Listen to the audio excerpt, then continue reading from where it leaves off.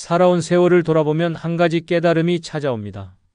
우리는 평생 나 아닌 다른 사람들을 위해 살아왔다는 것입니다. 가족의 행복이 내 행복이고 자식의 성공이 내 성공이라고 여기며 살았습니다. 그러면서 정작 나 자신에게는 얼마나 매정했는지 모릅니다.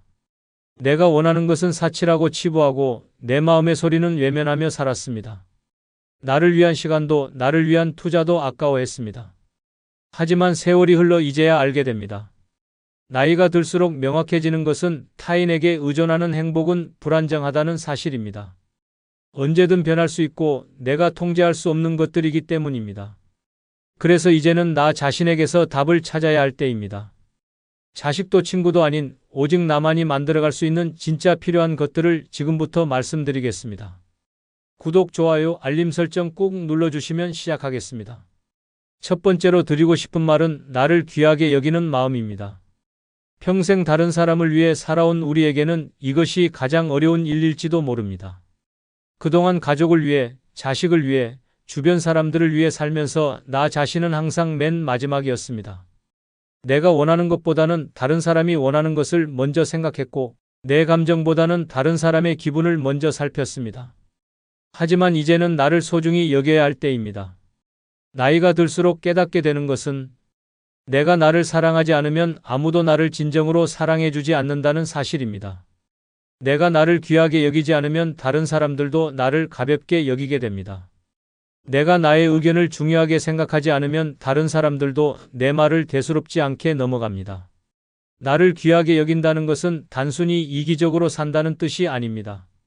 내 감정을 인정하고 내 욕구를 존중하며 내 시간을 소중히 여기는 것입니다. 하고 싶지 않은 일에 억지로 끌려가지 않고 내 의견을 당당하게 표현하며 내가 원하는 것을 추구하는 것입니다. 평생 참아왔던 것들을 이제는 참지 않아도 됩니다. 젊을 때는 참는 것이 미덕이라고 배웠습니다. 부모로서 참아야 하고 어른으로서 참아야 하고 가족의 한 사람으로서 참아야 한다고 했습니다.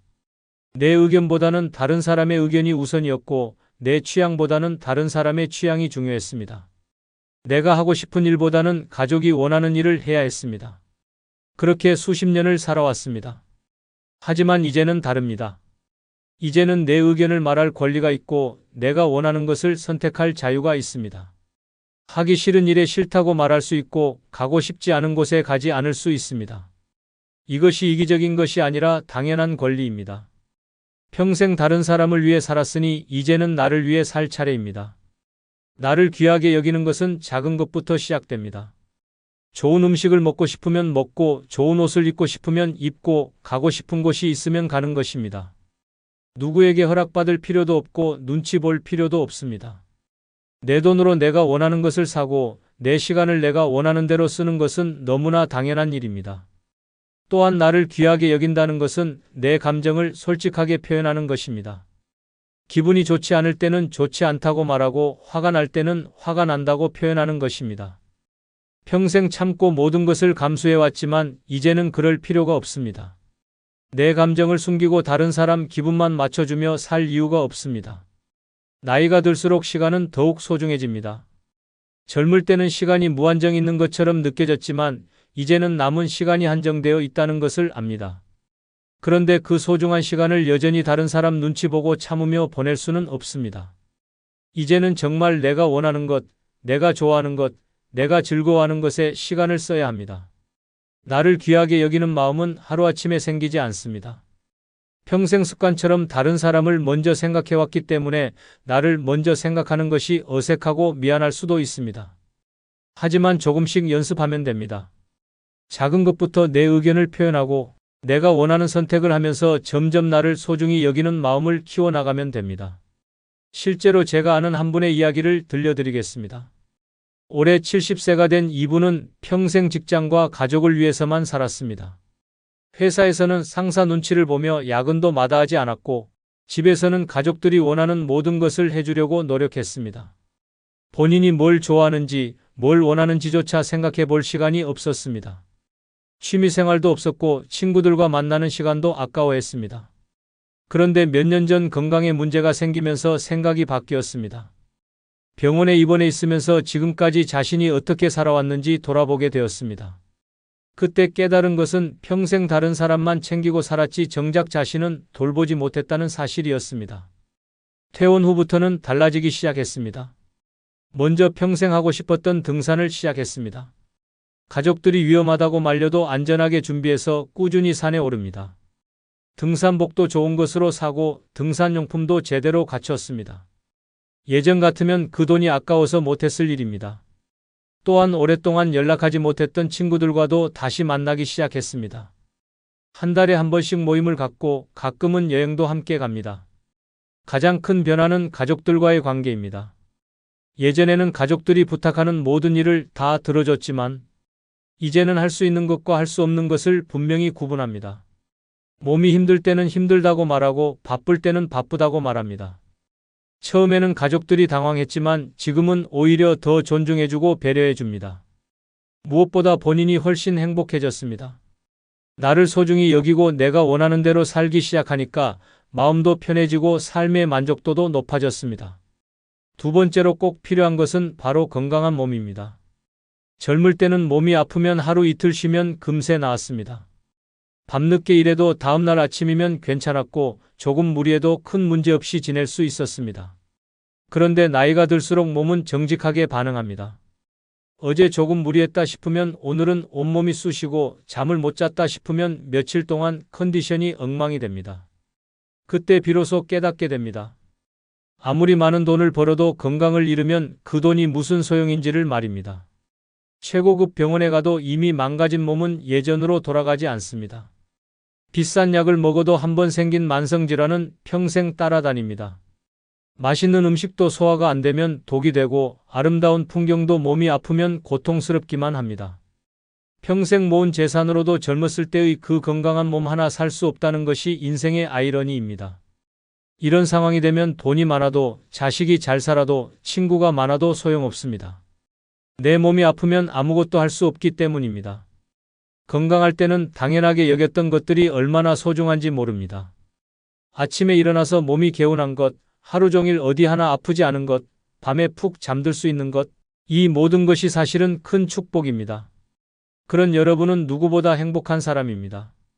젊을 때는 이런 것들을 너무 당연하게 생각했습니다. 몸이 아프면 그때 가서 병원에 가면 되고 약 먹으면 낫는다고 생각했습니다. 하지만 나이가 들면서 알게 된 것은 예방이 치료보다 훨씬 중요하다는 것입니다. 한번 망가진 몸은 완전히 회복하기 어렵습니다.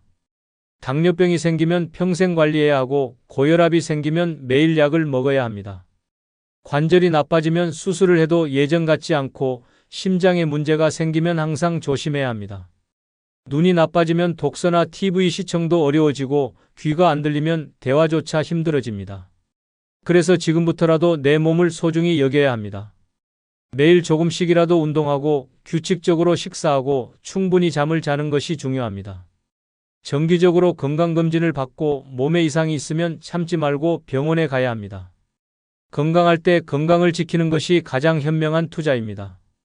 건강관리는 거창한 것이 아닙니다. 엘리베이터 대신 계단을 이용하고 가까운 거리는 걸어가고 스트레칭을 자주 하는 것만으로도 충분합니다. 식사도 마찬가지입니다. 짜고 기름진 음식을 줄이고 야채와 과일을 충분히 먹고 물을 많이 마시는 것이 도움이 됩니다. 금연과 금주는 말할 것도 없고 스트레스 관리도 중요합니다. 수면의 질도 신경 써야 합니다. 나이가 들수록 잠이 얕아지고 자주 깨게 되는데 그래도 충분한 휴식을 취해야 합니다. 낮에 적당히 활동하고 저녁에는 무거운 음식을 피하고 잠자리에서는 스마트폰을 보지 않는 것이 좋습니다. 규칙적인 수면 패턴을 유지하는 것도 중요합니다. 무엇보다 몸의 변화에 민감하게 반응해야 합니다. 예전과 다른 증상이 나타나면 그냥 넘어가지 말고 관심을 가져야 합니다.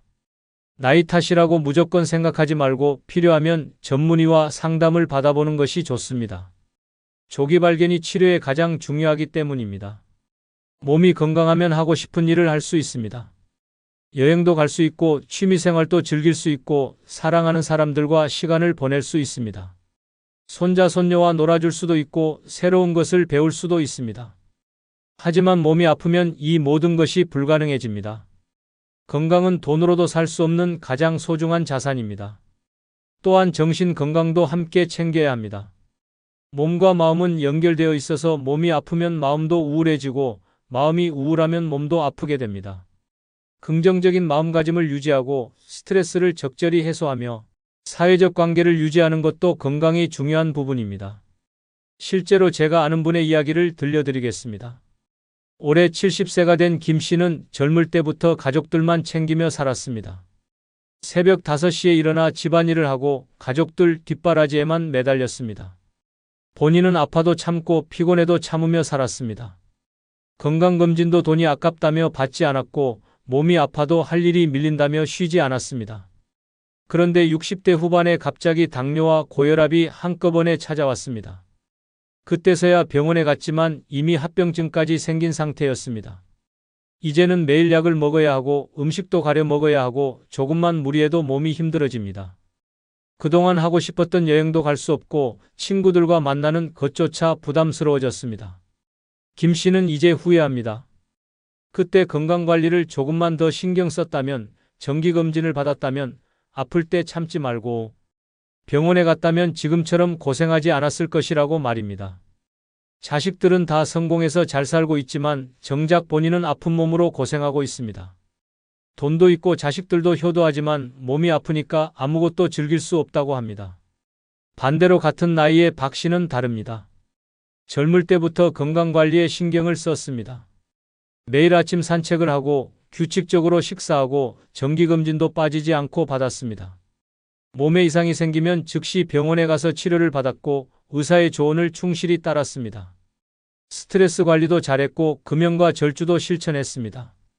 지금도 박 씨는 건강해서 매주 등산을 가고 친구들과 여행도 다니고 손자 손녀들과 놀아주기도 합니다. 새로운 취미도 배우고 봉사활동도 합니다. 같은 나이인데도 삶의 질이 완전히 다릅니다. 건강관리에 들인 시간과 노력이 지금의 행복한 노년을 만들어준 것입니다. 세 번째로 꼭 필요한 것은 이만하면 잘 살았다는 자기 인정입니다. 나이가 들수록 우리는 자꾸 부족했던 것들만 생각하게 됩니다. 더 많이 벌지 못한 것, 더 좋은 집에 살지 못한 것, 자식들에게 더 많은 것을 해주지 못한 것들을 후회합니다. 하지만 이제는 그런 생각을 멈춰야 할 때입니다. 지금까지 살아온 인생을 돌아보며 정말 많은 것을 이루어냈다는 사실을 인정해야 합니다. 우리가 살아온 시대는 결코 쉽지 않았습니다. 전쟁을 겪거나 그 여파를 감당해야 했고 가난한 시절을 버텨내야 했습니다. 지금처럼 편리한 것들이 없던 시대에 맨손으로 가정을 이루고 자식들을 키워냈습니다. 그것만으로도 충분히 대단한 일입니다. 당시에는 당연하게 여겼지만 지금 생각해보면 정말 힘든 일들을 해낸 것입니다. 자식들을 제대로 키워낸 것도 큰 성취입니다. 먹을 것도 부족하고 입을 것도 변변치 않던 시절에 자식들이 굶지 않게 하고 학교에 보내고 사회인으로 만들어냈습니다.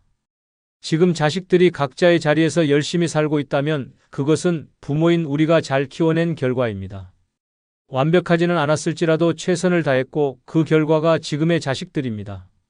직장 생활을 통해 사회에 기여한 것도 인정받을 만합니다. 어떤 일을 했든 성실하게 일하며 가족을 부양하고 사회의 한 구성원으로서 역할을 다했습니다. 큰 성공을 거두지 못했다고 해서 의미 없는 인생은 아닙니다. 묵묵히 자신의 자리에서 최선을 다한 것만으로도 충분히 가치 있는 삶입니다. 건강하게 살아온 것도 하나의 성취입니다. 큰 사고나 질병 없이 지금까지 살아온 것은 결코 당연한 일이 아닙니다. 건강을 지키기 위해 나름대로 노력했고 위험한 상황들을 잘 피해왔기 때문에 가능한 일이었습니다. 지금 이 순간 숨을 쉬고 있고 걸을 수 있고 생각할 수 있다는 것 자체가 감사할 일입니다. 좋은 인간관계를 만들어 온 것도 인정받을 만합니다. 가족과의 관계, 친구와의 관계, 동료와의 관계를 통해 서로 도우며 살아왔습니다. 때로는 갈등도 있었고 어려움도 있었지만 결국은 화해하고 이해하며 관계를 유지해 왔습니다. 이런 관계들이 있었기에 외롭지 않게 살 수 있었고 힘든 순간들을 버텨낼 수 있었습니다.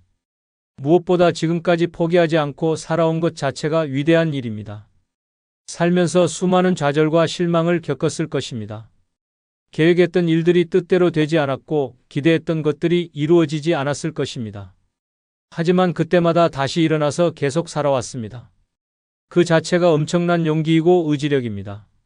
남과 비교하지 말고 내 인생을 봐야 합니다. 다른 사람이 더 성공한 것처럼 보일 수 있지만 그들도 나름의 고민과 어려움이 있었을 것입니다. 겉으로 보이는 것이 전부가 아닙니다. 내가 겪은 어려움, 내가 이겨낸 시련, 내가 이룬 성취들은 다른 사람과 비교할 수 없는 나만의 소중한 경험입니다. 완벽한 인생은 없습니다. 누구나 후회하는 일들이 있고 다시 할 수 있다면 다르게 하고 싶은 일들이 있습니다. 하지만 그런 실수와 후회들조차 인생의 일부입니다. 그것들을 통해 배우고 성장했고 더 성숙한 사람이 되었습니다. 모든 경험이 지금의 나를 만든 소중한 과정이었습니다. 이제는 자신을 인정하고 격려해야 할 때입니다. 그동안 정말 고생 많았다고, 어려운 시절을 잘 버텨줘서 고맙다고, 최선을 다해 살아줘서 고맙다고 스스로에게 말해주어야 합니다. 남들이 인정해주지 않아도 상관없습니다. 가장 중요한 것은 내가 나를 인정하는 것입니다. 실제로 제가 아는 한 분의 이야기를 들려드리겠습니다. 올해 72세가 된 김 어르신은 평생 자신을 인정하지 못하고 살았습니다. 농사를 지으며 가족을 부양했지만 늘 부족하다고 생각했습니다. 자식들을 대학까지 보냈지만 더 좋은 대학에 보내지 못했다고 후회했습니다. 작은 집이나마 마련했지만 더 큰 집에 살지 못한다고 아쉬워했습니다. 그러다가 몇 년 전 동창회에서 오랜만에 만난 친구들과 이야기를 나누면서 생각이 바뀌었습니다. 어떤 친구는 사업에 실패해서 집을 잃었고 어떤 친구는 자식과 연락이 끊어져서 혼자 살고 있었습니다. 또 어떤 친구는 큰 병을 앓고 있었습니다. 그때 깨달았습니다.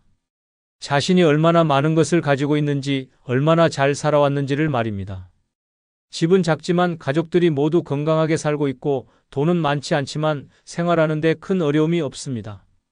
자식들은 모두 착하게 자라서 각자의 가정을 이루고 살고 있고 손자 손녀들도 건강하게 크고 있습니다. 본인도 큰 병 없이 건강하게 지내고 있습니다. 이 모든 것이 당연한 것이 아니라 정말 감사한 일이라는 것을 깨달았습니다. 그 이후로 김 어르신은 달라졌습니다. 예전에는 항상 부족한 것만 생각했는데 이제는 가진 것에 감사하며 삽니다. 자식들에게도 더 이상 미안해하지 않습니다. 최선을 다해서 키웠고 그 결과 모두 건강하고 착하게 자랐으니 충분히 잘한 것이라고 생각합니다. 친구들을 만나면 서로의 인생을 격려해주고 지금까지 살아온 것만으로도 대단하다고 말해줍니다. 가장 큰 변화는 마음이 편해졌다는 것입니다. 예전에는 늘 무언가에 쫓기는 기분이었고 더 많이 해야 한다는 부담감이 있었습니다. 하지만 이제는 이만하면 충분히 잘 살았다는 생각에 마음이 평온합니다. 남은 인생은 부담감 없이 여유롭게 살고 싶다고 합니다. 그동안 정말 고생 많이 했으니 이제는 좀 쉬어도 된다는 생각입니다. 네 번째로 꼭 필요한 것은 지나간 일에 미련을 두지 않는 단념입니다. 나이가 들수록 우리는 과거의 일들을 자꾸 떠올리게 됩니다. 그때 다른 선택을 했다면 어땠을까? 그때 다른 길을 갔다면 지금보다 더 나았을까 하는 생각들이 머릿속을 맴돕니다. 하지만 이런 생각들은 현재의 행복을 방해할 뿐입니다.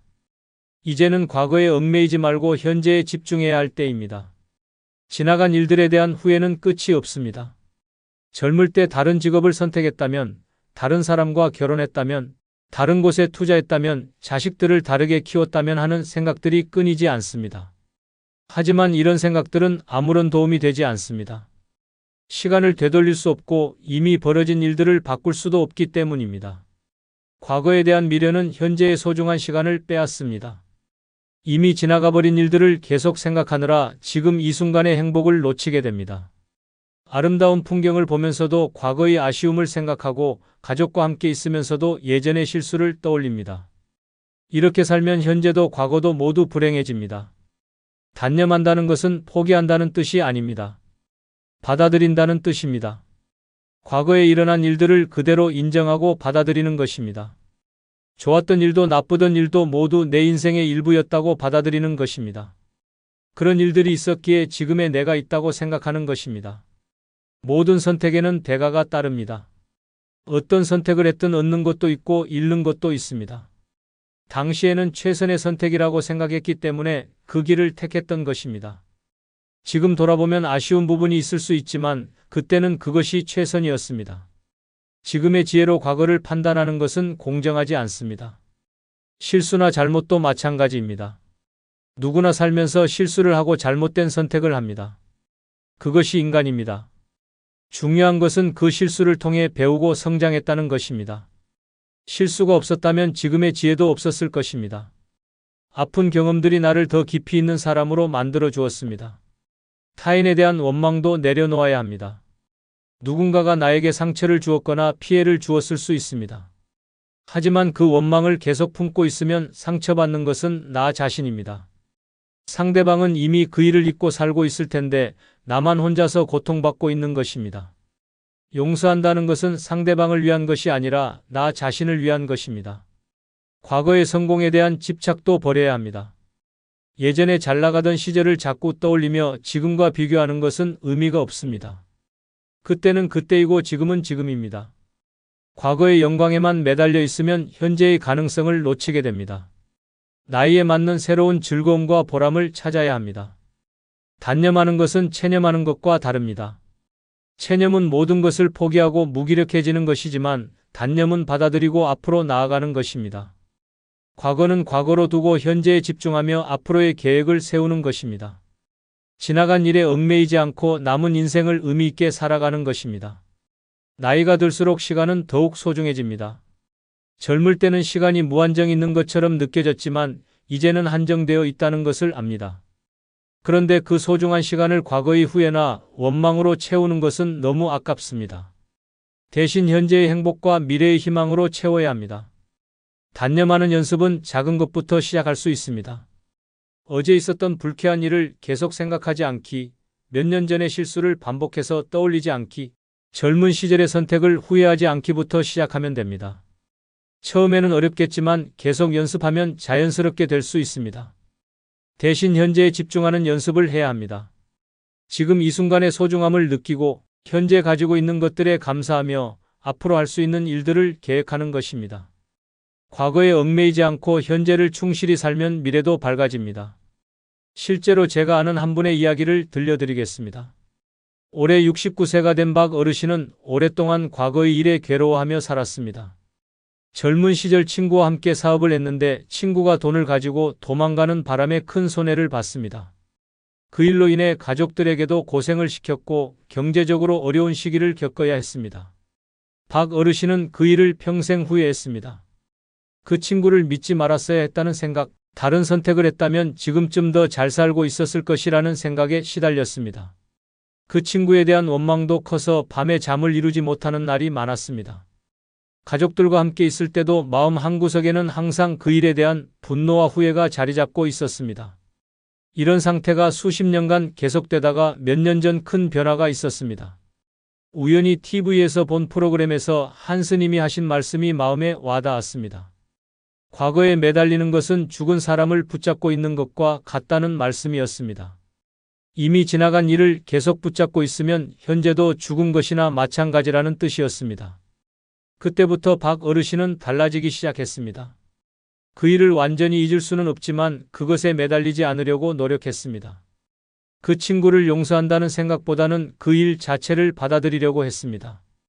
그런 일이 있었기 때문에 더 신중해졌고 더 강해졌다고 생각하려고 했습니다. 변화는 서서히 나타났습니다. 예전에는 항상 우울하고 화가 나 있었는데 점점 마음이 평온해졌습니다. 가족들과의 관계도 좋아졌습니다. 과거의 일에 매달려 있을 때는 현재의 가족들에게 집중하지 못했는데 이제는 손자 손녀들과 시간을 보내는 것이 즐겁다고 합니다. 새로운 취미도 생겼습니다. 과거에는 그런 여유가 없었는데 이제는 바둑을 배우고 친구들과 등산도 갑니다. 가장 큰 변화는 미래에 대한 기대가 생겼다는 것입니다. 예전에는 과거의 일 때문에 앞으로도 별로 좋을 것이 없을 것이라고 생각했습니다. 하지만 이제는 남은 인생을 어떻게 의미 있게 보낼 것인가에 대해 계획을 세웁니다. 여행도 가고 싶고 새로운 것도 배우고 싶다고 합니다. 과거에 얽매이지 않으니까 미래가 밝아 보인다고 말씀하십니다. 다섯 번째로 꼭 필요한 것은 내 삶을 남의 시선에 맡기지 않는 주체성입니다. 평생을 살아오면서 우리는 다른 사람들의 눈치를 보며 살아왔습니다. 부모님이 뭐라고 할까? 이웃들이 어떻게 생각할까? 자식들이 어떻게 볼까 하는 걱정들이 항상 마음 한구석에 자리 잡고 있었습니다. 하지만 이제는 그런 걱정들을 내려놓을 때입니다. 내 인생의 주인은 나 자신이어야 합니다. 젊을 때는 사회의 기준에 맞춰 살아야 한다고 생각했습니다. 언제까지 결혼해야 하고 언제까지 집을 사야 하고 어떤 직업을 가져야 한다는 암묵적인 규칙들이 있었습니다. 그런 기준들에 맞추려고 노력하면서 정작 내가 원하는 것이 무엇인지는 잊고 살았습니다. 남들이 좋다고 하는 것을 따라하고 남들이 하는 대로 하면서 안전하다고 생각했습니다. 하지만 나이가 들면서 깨닫게 되는 것은 그런 기준들이 절대적이지 않다는 사실입니다. 누구나 자신만의 인생을 살고 있고 각자에게 맞는 방식이 따로 있습니다. 남들에게는 좋은 것이 나에게는 맞지 않을 수 있고 나에게 좋은 것이 남들에게는 이상하게 보일 수 있습니다. 그것이 자연스러운 일입니다. 특히 나이가 들수록 다른 사람들의 시선이 덜 중요해집니다. 젊을 때는 또래들과 비교당하는 것이 민감한 문제였지만 이제는 그런 경쟁에서 벗어날 수 있습니다. 누가 더 성공했는지, 누가 더 잘 사는지 하는 비교는 의미가 없습니다. 각자 다른 길을 걸어왔고 각자 다른 가치를 추구하며 살고 있기 때문입니다. 주체성을 갖는다는 것은 내 기준으로 판단하고 결정한다는 뜻입니다. 다른 사람들의 조언은 들을 수 있지만 최종 결정은 내가 내리는 것입니다. 내가 좋아하는 것을 선택하고 내가 원하는 방식으로 살아가는 것입니다. 남들이 이상하게 생각하더라도 나에게 맞다면 그것으로 충분합니다. 옷을 입는 것부터 시작해서 작은 선택들에서부터 주체성을 발휘할 수 있습니다. 남들이 나이에 맞지 않는다고 해도 내가 좋아하는 색깔의 옷을 입을 수 있습니다. 유행에 뒤떨어진다고 해도 내가 편한 스타일을 고집할 수 있습니다. 이런 작은 선택들이 모여서 나만의 삶을 만들어갑니다. 취미생활에서도 마찬가지입니다. 나이가 들어서 새로운 것을 배우는 것이 늦었다고 생각할 필요가 없습니다. 하고 싶은 것이 있다면 시작하면 됩니다. 남들이 뭐라고 하든 상관없습니다. 내가 즐겁고 의미 있다고 생각한다면 그것으로 충분합니다. 젊은 사람들 사이에 끼어서 배우는 것이 어색하다고 해도 용기를 내면 됩니다. 인간관계에서도 주체성이 중요합니다. 좋아하지 않는 사람과 억지로 어울릴 필요가 없습니다. 예전에는 사회적 체면 때문에 참고 지냈던 관계들을 이제는 정리할 수 있습니다. 대신 진짜 마음이 통하는 사람들과 깊은 관계를 맺으면 됩니다. 양보다는 질이 중요합니다. 자식들과의 관계에서도 주체성을 잃지 않아야 합니다. 자식들이 원하는 대로만 살 필요가 없습니다. 물론 자식들의 의견을 들어보고 조언을 구할 수는 있지만 내 인생의 결정권은 여전히 나에게 있습니다. 자식들은 자식들 나름의 인생을 살아가고 있고 나는 나만의 인생을 살아가면 됩니다. 경제적인 부분에서도 마찬가지입니다. 남들이 어떻게 돈을 쓰는지에 신경 쓰지 말고 내 상황에 맞게 계획을 세우면 됩니다. 무리해서 남들과 비슷한 수준을 맞추려고 할 필요가 없습니다. 내가 감당할 수 있는 범위에서 내가 원하는 것에 돈을 쓰는 것이 현명합니다. 거주지를 선택하는 것도 마찬가지입니다. 남들이 좋다고 하는 동네에 살 필요가 없습니다. 나에게 편하고 좋은 곳이면 그것으로 충분합니다. 집의 크기나 위치보다는 내가 그곳에서 행복할 수 있는지가 더 중요합니다. 주체성을 갖는다고 해서 다른 사람들의 말을 전혀 듣지 않는다는 뜻은 아닙니다. 좋은 조언은 받아들이고 필요한 도움은 요청할 수 있습니다. 다만 최종 결정은 내가 내리고 그 결과에 대한 책임도 내가 지는 것입니다. 이것이 진정한 어른의 모습입니다. 나이가 들수록 남은 시간이 소중해집니다. 그런데 그 소중한 시간을 남의 시선을 의식하며 보내는 것은 너무 아깝습니다. 이제는 정말 내가 원하는 것, 내가 의미 있다고 생각하는 것에 시간을 써야 합니다. 남들의 평가보다는 내 만족이 더 중요합니다. 실제로 제가 아는 한 분의 이야기를 들려드리겠습니다. 올해 71세가 된 최 어르신은 평생 남의 시선을 의식하며 살았습니다. 직장에서는 상사와 동료들의 눈치를 받고 집에서는 가족들의 기대에 부응하려고 노력했습니다. 옷을 사거나 음식을 먹을 때도 다른 사람들이 어떻게 생각할지를 먼저 고려했습니다. 자신의 취향이나 욕구는 항상 뒷전이었습니다. 특히 은퇴 후에도 이런 패턴이 계속되었습니다. 이웃들과 어울릴 때도 눈치를 받고 자식들이 뭐라고 할까봐 하고 싶은 일들을 포기했습니다. 평생 그림을 그리고 싶었지만 나이 들어서 그림을 배우는 것이 이상하게 보일까봐 망설였습니다. 혼자 여행을 가고 싶었지만 주변에서 뭐라고 할까봐 엄두를 내지 못했습니다. 그런데 몇 년 전 한 가지 사건이 그의 생각을 바꿔놓았습니다. 오랫동안 알고 지낸 친구가 갑자기 세상을 떠난 것입니다. 그 친구도 평생 다른 사람들의 눈치를 보며 살았는데 정작 하고 싶었던 일들은 하나도 하지 못하고 세상을 떠났습니다. 그 모습을 보면서 최 어르신은 큰 충격을 받았습니다. 이대로 살다가는 자신도 후회만 안고 세상을 떠날 것 같다는 생각이 들었습니다. 그때부터 최 어르신은 달라지기 시작했습니다. 먼저 평생 배우고 싶었던 그림을 시작했습니다. 문화센터에 등록해서 수채화를 배우기 시작했는데 처음에는 젊은 사람들 사이에서 어색했지만 금세 적응했습니다. 선생님과 동료 수강생들도 나이에 상관없이 따뜻하게 대해 주었습니다. 그림 실력도 늘고 새로운 친구들도 생겼습니다. 또한 혼자 여행도 시작했습니다. 자식들이 위험하다고 말렸지만 안전하게 계획을 세워서 국내 여행부터 시작했습니다. 혼자 여행하는 노인이 이상하게 보일까 걱정했지만 실제로는 아무도 신경 쓰지 않았습니다. 오히려 여행지에서 만난 사람들이 용기 있다고 칭찬해 주었습니다. 지금은 해외여행도 계획하고 있습니다. 옷차림도 바뀌었습니다. 예전에는 나이에 맞는 무난한 색깔의 옷만 입었는데 이제는 좋아하는 색깔의 옷을 입습니다. 밝은색 옷을 입으니까 기분도 좋아지고 더 젊어 보인다는 말을 듣습니다. 자식들도 처음에는 걱정했지만 아버지가 더 밝아지고 건강해진 모습을 보며 지지해주고 있습니다. 가장 큰 변화는 마음가짐입니다. 예전에는 항상 다른 사람들의 반응을 걱정했는데 이제는 내가 행복한지가 가장 중요한 기준이 되었습니다. 물론 가족이나 친구들에게 피해를 주지 않는 선에서 하지만 그 범위 안에서는 자유롭게 내가 원하는 대로 살고 있습니다. 늦었지만 진짜 내 인생을 살고 있다는 느낌이 든다고 말합니다. 6번째로 마지막이지만 가장 중요한 것은 마음 다친 날도 다시 웃을 수 있는 회복력입니다. 나이가 들수록 우리는 더 많은 상실과 아픔을 경험하게 됩니다.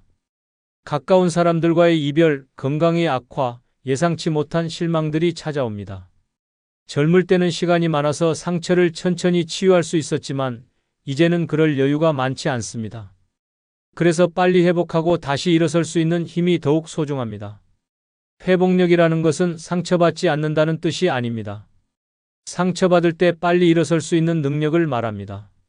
마음이 다쳤을 때 그 상처에 오래 머물러 있지 않고 다시 앞으로 나아갈 수 있는 힘입니다. 이것은 타고나는 것이 아니라 경험을 통해 길러지는 능력입니다. 지금까지 수많은 어려움을 극복해온 우리에게는 이미 그런 힘이 쌓여 있습니다. 나이가 들면서 겪게 되는 상실들은 젊을 때의 그것과는 다릅니다. 동갑내기 친구들이 하나둘 세상을 떠나고 몸이 예전 같지 않다는 것을 실감하게 됩니다. 자식들이 독립하면서 느끼는 공허함, 은퇴 후 찾아오는 무력감도 새로운 형태의 상실입니다. 이런 것들은 자연스러운 인생의 과정이지만 받아들이기는 쉽지 않습니다. 하지만 우리에게는 이미 많은 경험이 있습니다. 지금까지 살아오면서 수없이 많은 어려움을 겪었고 그때마다 다시 일어섰습니다. 젊은 시절의 시련, 경제적 어려움, 가족 간의 갈등, 직장에서의 좌절 등을 모두 견뎌냈습니다. 그런 경험들이 지금의 회복력을 만들어 주었습니다.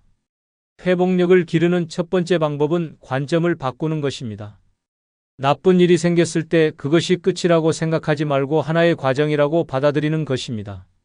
모든 것에는 시작이 있으면 끝이 있고 어려운 시기가 있으면 좋은 시기도 있습니다. 지금 힘들다고 해서 앞으로도 계속 힘들 것은 아닙니다. 감정을 억누르지 않는 것도 중요합니다. 슬플 때는 슬퍼하고 화날 때는 화내도 됩니다. 나이가 들었다고 해서 감정을 숨기거나 참을 필요가 없습니다. 오히려 감정을 솔직하게 표현하고 받아들일 때 더 빨리 회복할 수 있습니다. 감정을 억누르면 마음속에 쌓여서 더 큰 문제가 될 수 있습니다. 작은 기쁨들을 찾는 연습도 필요합니다. 큰 행복을 기다리지 말고 일상에서 작은 즐거움들을 발견하는 것입니다. 맛있는 음식을 먹는 것, 좋아하는 음악을 듣는 것, 예쁜 꽃을 보는 것 같은 소소한 일들에서 기쁨을 찾으면 됩니다. 이런 작은 기쁨들이 모여서 큰 행복이 됩니다. 몸의 건강을 챙기는 것도 마음의 회복력과 직결됩니다. 규칙적인 운동, 충분한 수면, 균형 잡힌 식사는 몸뿐만 아니라 마음의 건강에도 도움이 됩니다. 몸이 건강하면 스트레스를 견디는 능력도 높아지고 우울한 기분에서 벗어나기도 쉬워집니다. 사람들과의 연결도 중요합니다. 혼자서 모든 것을 감당하려고 하지 말고 필요할 때는 도움을 요청해야 합니다. 가족이나 친구들과 이야기를 나누는 것만으로도 마음이 한결 가벼워질 수 있습니다. 같은 또래의 사람들과 만나서 서로의 경험을 나누는 것도 큰 위로가 됩니다. 새로운 것을 배우거나 시도하는 것도 회복력을 기르는 좋은 방법입니다. 새로운 취미를 시작하거나 새로운 사람들을 만나면서 삶의 활력을 불어넣을 수 있습니다. 나이가 들었다고 해서 새로운 도전을 포기할 필요는 없습니다. 오히려 새로운 경험들이 삶을 더 풍성하게 만들어줍니다. 감사하는 마음도 회복력을 높여줍니다. 힘든 상황에서도 감사할 일들을 찾아보는 것입니다. 건강하게 살고 있다는 것, 사랑하는 사람들이 있다는 것, 지금까지 살아온 것 자체가 감사할 일입니다. 감사하는 마음을 가지면 부정적인 감정에 빠져 있는 시간이 줄어듭니다. 무엇보다 중요한 것은 완벽하지 않아도 괜찮다는 것을 받아들이는 것입니다. 항상 강할 필요는 없고 항상 웃을 필요도 없습니다. 때로는 약해져도 되고 때로는 슬퍼해도 됩니다. 그런 자신을 받아들이고 사랑할 때 진정한 회복력이 생깁니다. 실제로 제가 아는 한 분의 이야기를 들려드리겠습니다. 올해 74세가 된 정할머니는 몇 년 전 큰 시련을 겪었습니다. 평생 함께 살아온 남편이 갑작스럽게 세상을 떠난 것입니다. 50년 가까이 함께 살면서 모든 것을 함께 해왔는데 하루아침에 혼자가 되었습니다. 처음에는 너무 큰 충격으로 아무것도 할 수 없었습니다. 몇 달 동안은 집에만 있으면서 사람들을 만나는 것도 피했습니다. 음식도 제대로 먹지 않았고 밤에는 잠을 이루지 못했습니다. 자식들이 걱정해서 함께 살자고 했지만 거절했습니다. 혼자 있고 싶다는 생각뿐이었습니다. 친구들이 찾아와도 만나기 싫어했고 외출도 거의 하지 않았습니다. 그런데 몇 개월 후 작은 변화가 시작되었습니다. 어느 날 창문을 열고 밖을 내다보니 아파트 화단에 예쁜 꽃들이 피어 있었습니다. 그 꽃들을 보면서 오랜만에 마음이 조금 따뜻해지는 것을 느꼈습니다. 그날부터 매일 창문을 열고 밖을 내다보기 시작했습니다. 계절이 변하는 모습, 사람들이 오가는 모습을 보면서 조금씩 세상과 연결되는 느낌이 들었습니다. 어느 날은 평소 친하게 지내던 이웃 할머니가 반찬을 가져다 주었습니다. 그 할머니도 몇 년 전에 남편을 잃은 분이었습니다. 함께 이야기를 나누면서 서로의 아픔을 나눴습니다. 그분이 어떻게 극복해왔는지 들으면서 정할머니도 용기를 얻었습니다. 혼자가 아니라는 생각에 마음이 조금 가벼워졌습니다. 그 후로는 조금씩 일상을 회복해 나갔습니다. 먼저 규칙적으로 식사를 하려고 노력했습니다. 남편을 위해 요리하던 습관 때문에 혼자 먹는 것이 어색했지만 건강을 위해서는 필요한 일이었습니다. 간단한 산책도 시작했습니다. 처음에는 아파트 주변만 돌았지만 점점 거리를 늘려갔습니다. 가장 큰 도움이 된 것은 봉사활동이었습니다. 동네 복지관에서 독거노인들을 위한 반찬 배달 봉사를 시작했습니다. 자신보다 더 어려운 상황에 있는 분들을 도우면서 삶의 의미를 다시 찾았습니다. 나도 힘들지만 더 힘든 사람들이 있다는 것을 알게 되었고, 내가 누군가에게 도움이 될 수 있다는 것에서 보람을 느꼈습니다. 지금 정할머니는 완전히 달라진 모습입니다. 여전히 남편을 그리워하지만 그 슬픔에 압도되지는 않습니다. 새로운 친구들도 생겼고 새로운 취미도 시작했습니다. 무엇보다 다시 웃을 수 있게 되었습니다. 힘든 시기를 극복하면서 오히려 더 강해진 것 같다고 말합니다.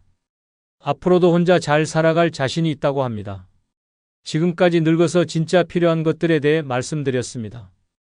결국 모든 것은 나 자신에게서 시작됩니다. 내가 나를 어떻게 바라보고 내가 나를 어떻게 대하느냐가 남은 인생의 질을 결정합니다. 평생 다른 사람의 행복을 위해 살아온 우리에게 이제는 나만의 행복을 찾을 권리가 있습니다. 나이 든다는 것은 끝이 아니라 새로운 시작입니다. 더 이상 남의 기준에 맞출 필요도 없고 남의 시선을 의식할 필요도 없습니다. 지금까지 쌓아온 지혜와 경험을 바탕으로 진정한 나만의 삶을 살아갈 때입니다.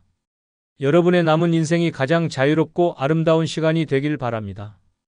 여러분 모두 건강하고 행복하세요. 안녕하세요, 여러분. 오늘 정말 중요한 이야기를 들려드리려고 합니다. 혹시 요즘 무료한 시간이 많아서 고민이신가요? 아니면 건강이 예전 같지 않아서 걱정이 되시나요? 여러분 나이가 들어서도 할 수 있는 좋은 취미가 뭐가 있을까요? 정말 많은 분들이 이런 고민을 하고 계십니다. 젊었을 때 즐겨하던 등산은 이제 무릎이 아파서 힘들고 골프는 비용이 부담되고 독서는 눈이 침침해서 오래 할 수가 없다고 하시죠. 그런데 말입니다. 제가 오늘 여러분께 소개해드릴 이 취미는 정말 놀라운 것입니다. 그리고 아직 구독, 좋아요, 알림 설정 누르지 않은 분들은 꾹꾹 눌러주시기 바랍니다. 돈도 거의 들지 않고 언제 어디서나 할 수 있으며 나이가 들수록 오히려 더 좋아집니다. 더 놀라운 것은 이 취미 하나만으로도 건강, 행복, 사회적 관계까지 모든 것을 얻을 수 있다는 점입니다. 실제로 미국의 한 대학에서 65세 이상 어르신 2만 명을 대상으로 10년간 연구한 결과가 있습니다. 그 결과 노후에 가장 만족도가 높은 취미 1위가 바로 이것이었습니다. 심지어 이 취미를 하시는 분들의 우울증 발병률이 무려 40%나 낮았다고 합니다. 그게 바로 무엇일까요? 바로 걷기 운동입니다. 아, 걷기라고? 하면서 실망하실 수도 있겠지만 잠깐만 기다려 보세요. 제가 말하는 걷기는 그냥 아무 생각 없이 걷는 것이 아닙니다. 그런데 본격적으로 걷기 이야기를 하기 전에 먼저 현실적인 문제부터 짚고 넘어가야 할 것 같습니다. 바로 돈 이야기입니다. 요즘 노후 생활에서 가장 큰 걸림돌이 뭔지 아시나요? 바로 경제적인 부담입니다. 생각해 보세요. 골프를 치려면 월 회비만 해도 수십만 원이 들어갑니다. 등산용품을 새로 사려면 몇십만 원은 기본이고요. 친구들과 모임을 가져도 식당비, 카페비가 만만치 않습니다. 심지어 영화 한 편 보러 가는 것도 부담스러운 게 현실이죠. 문화센터 수강료도 만만치 않습니다. 한 달에 5만 원, 10만 원씩 나가다 보면 연금으로는 감당하기 어려워집니다.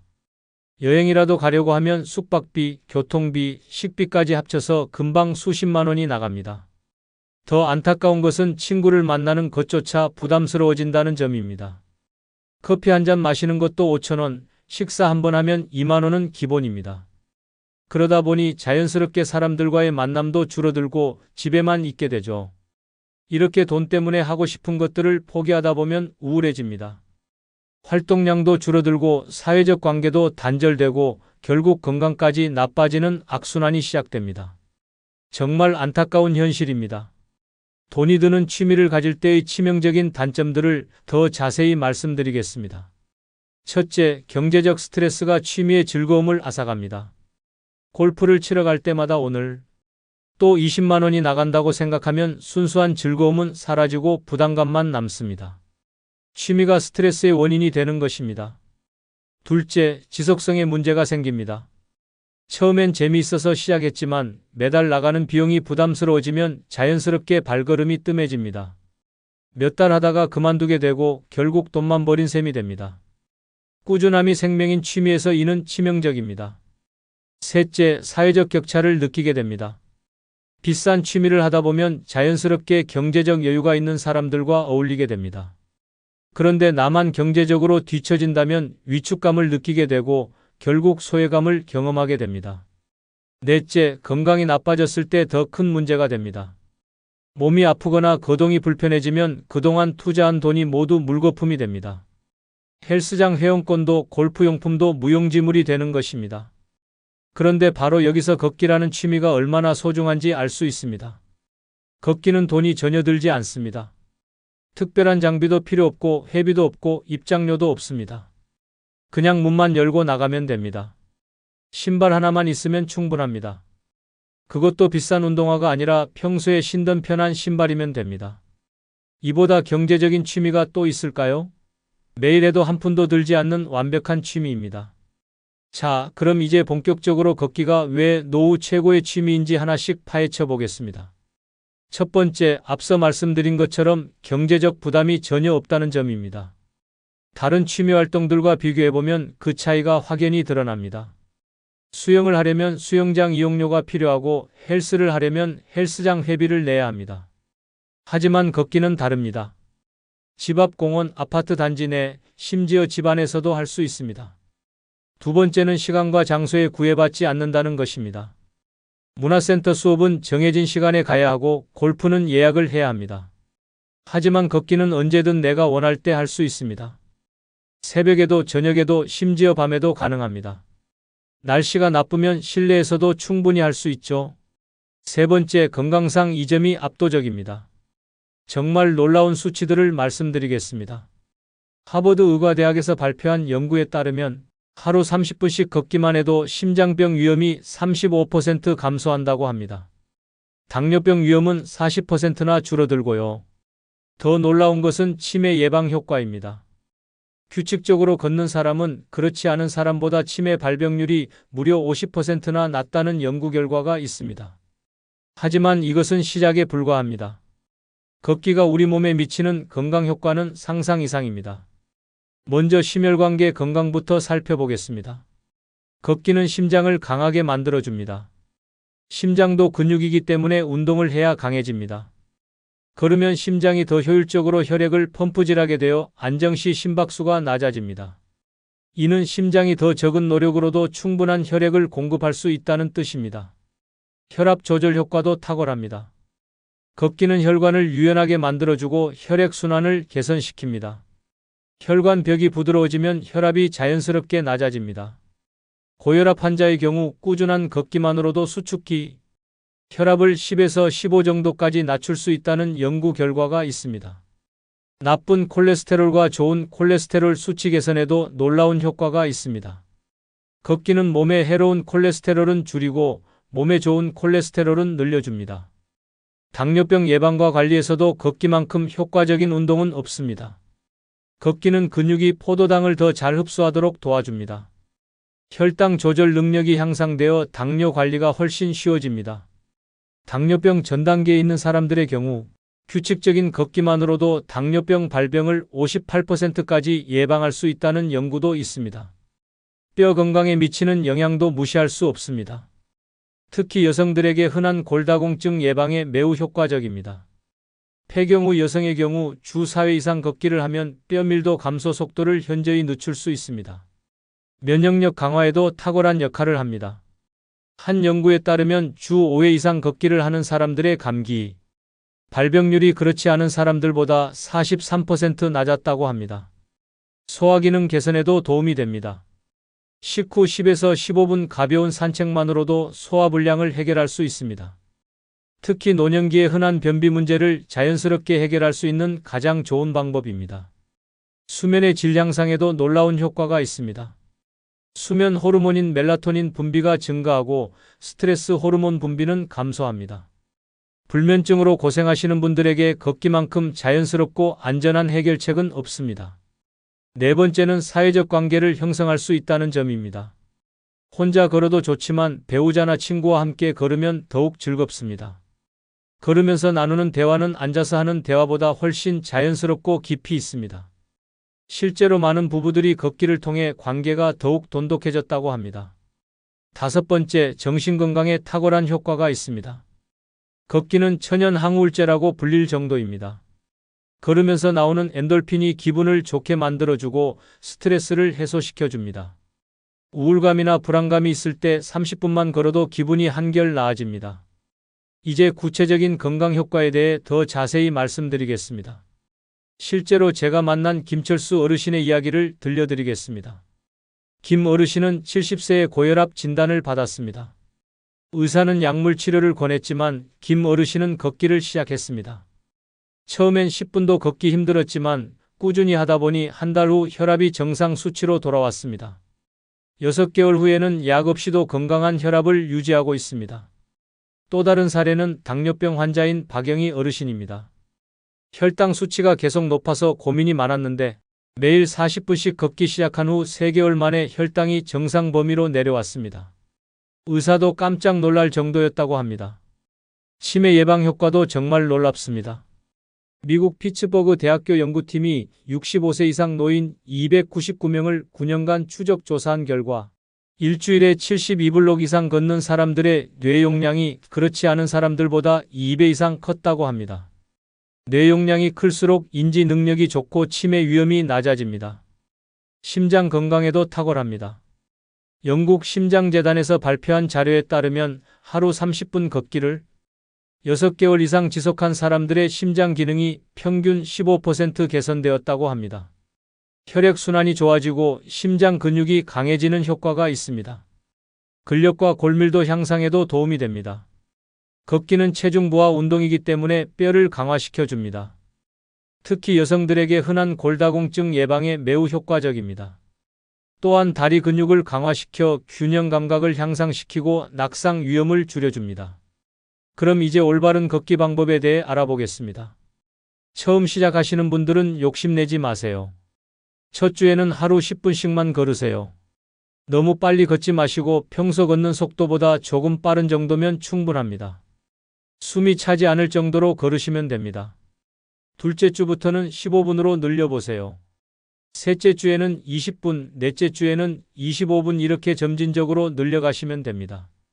목표는 하루 30분입니다. 한 번에 30분이 힘들면 15분씩 2번 나누어 걸어도 됩니다. 걸음수로 따지면 하루 8,000보에서 1만 보 정도가 적당합니다. 처음에는 5,000보부터 시작해서 점차 늘려가세요. 요즘은 스마트폰에 걸음수 측정 앱이 있으니 활용해 보시기 바랍니다. 올바른 자세도 중요합니다. 많은 분들이 걸을 때 자세를 신경 쓰지 않는데 올바른 자세로 걸으면 효과가 배가 됩니다. 먼저 고개를 들고 시선은 10m 정도 앞을 보세요. 땅만 보고 걷지 마시고 멀리 보면서 걸으시면 목과 어깨가 편안해집니다. 턱은 살짝 당기고 귀가 어깨 위에 오도록 하시면 됩니다. 어깨는 자연스럽게 내리고 긴장을 풀어주세요. 어깨에 힘이 들어가면 목과 등이 아파집니다. 가슴은 살짝 펴고 등은 곧게 세우시되 너무 경직되지 않게 하세요. 팔은 자연스럽게 흔들어 주시면 되는데 팔꿈치를 90도 정도 구부리고 앞뒤로 흔들어 주세요.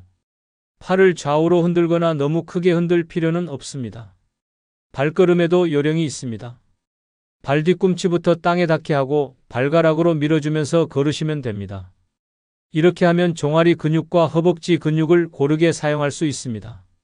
보폭은 자신의 키에서 100cm를 뺀 정도가 적당합니다. 너무 성큼성큼 걷지 마시고 자연스러운 보폭으로 걸으세요. 호흡도 신경 써주세요. 코로 들이마시고 입으로 내뱉으시면 됩니다. 세 걸음에 한 번씩 숨을 들이마시고 세 걸음에 한 번씩 내뱉는 리듬을 유지해 보세요. 안전을 위해서는 몇 가지 주의사항이 있습니다. 첫째, 적절한 신발을 신으세요. 굽이 낮고 바닥이 미끄럽지 않은 신발이 좋습니다. 둘째, 밝은색 옷을 입으세요. 특히 저녁에 걸을 때는 반사판이 있는 옷이나 액세서리를 착용하시면 더욱 안전합니다. 셋째, 날씨를 확인하세요. 너무 덥거나 추울 때, 비가 올 때는 무리하지 마시고 실내에서 걷거나 하루 쉬는 것도 괜찮습니다. 넷째, 수분 섭취를 잊지 마세요. 특히 여름철에는 물을 충분히 마시고 걸으세요. 이제 걷기를 더 재미있게 만드는 방법들을 알려드리겠습니다. 첫째, 스마트폰 앱을 활용해 보세요. 걸음수 측정 앱이나 칼로리 소모량을 보여주는 앱들이 있습니다. 매일 기록을 보면서 성취감을 느낄 수 있습니다. 둘째, 다양한 코스를 개발해 보세요. 매일 같은 길만 걷다 보면 지루해집니다. 오늘은 공원을, 내일은 한강을, 모레는 동네 골목을 걸어보세요. 새로운 풍경을 보면서 걸으면 훨씬 재미있습니다. 셋째, 목표를 설정해 보세요. 이번 주는 하루 8,000보, 다음 주는 9,000보 이런 식으로 작은 목표를 세우고 달성해 보세요. 목표를 달성할 때마다 자신에게 작은 선물을 주는 것도 좋습니다. 넷째, 음악을 들으면서 걸어보세요. 좋아하는 음악을 들으면 시간이 빨리 가고 기분도 좋아집니다.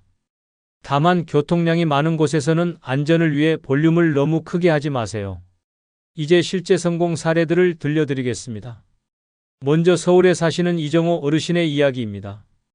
73세의 이 어르신은 은퇴 후 무료한 시간을 보내다가 우울증까지 생겼습니다. 그러던 중 의사의 권유로 걷기를 시작했습니다. 처음엔 10분도 걷기 힘들었지만 6개월 후에는 하루 1시간씩 걷고 있습니다. 우울증도 완전히 나았고 체중도 8kg이나 빠졌습니다. 지금은 걷기가 너무 즐거워서 하루라도 걷지 않으면 허전하다고 하십니다. 하지만 무엇보다 감동적인 것은 부부가 함께 걷기로 얻는 행복의 이야기입니다. 부산에 사시는 김태연, 박순자 부부의 이야기를 들려드리겠습니다. 결혼 45년째인 이 부부는 은퇴 후 집에서 하루 종일 얼굴만 마주보고 지내다 보니 사소한 일로도 자주 다투게 되었습니다. 관계가 소원해지기 시작했죠. 그러던 중 동네 이웃의 권유로 함께 걷기를 시작했습니다. 처음엔 어색했지만 걸으면서 나누는 대화가 집에서 하는 대화와는 달랐습니다. 자연스럽게 옛 추억도 떠올리고 앞으로의 계획도 세우게 되었습니다. 걷기를 시작한 지 1년이 지난 지금 이 부부는 매일 아침 6시에 일어나 2시간씩 함께 걷고 있습니다. 박순자 할머니는 이렇게 말씀하셨습니다. 걷기를 시작한 후로 남편과 대화가 많아졌어요. 집에서는 TV만 보고 있었는데 걸으면서는 이런저런 이야기를 많이 하게 돼요. 서로를 더 이해하게 되었고 젊었을 때보다 더 사랑하게 되었어요. 김태현 할아버지도 아내와 함께 걷는 시간이 하루 중 가장 행복한 시간이라고 하셨습니다. 이 부부처럼 함께 걷기를 통해 관계가 더욱 돈독해진 부부들이 정말 많습니다. 인천에 사시는 최영수, 한미영 부부도 마찬가지입니다. 한미영 할머니가 당뇨병 진단을 받은 후 함께 걷기를 시작했는데 6개월 만에 혈당이 정상으로 돌아왔을 뿐만 아니라 부부관계도 한층 더 깊어졌습니다. 최영수 할아버지는 아내가 아플 때 함께 걸으면서 서로 의지하게 되었다고 말씀하셨습니다. 대구의 윤석철, 조명숙 부부는 걷기를 통해 새로운 취미까지 찾았습니다. 걸으면서 예쁜 풍경을 사진으로 찍기 시작한 것이 지금은 사진 동호회 활동까지 하게 되었습니다. 조명숙 할머니는 걷기 하나로 시작했는데 이제는 사진도 찍고 새로운 친구들도 만나고 인생이 완전히 달라졌다고 하셨습니다.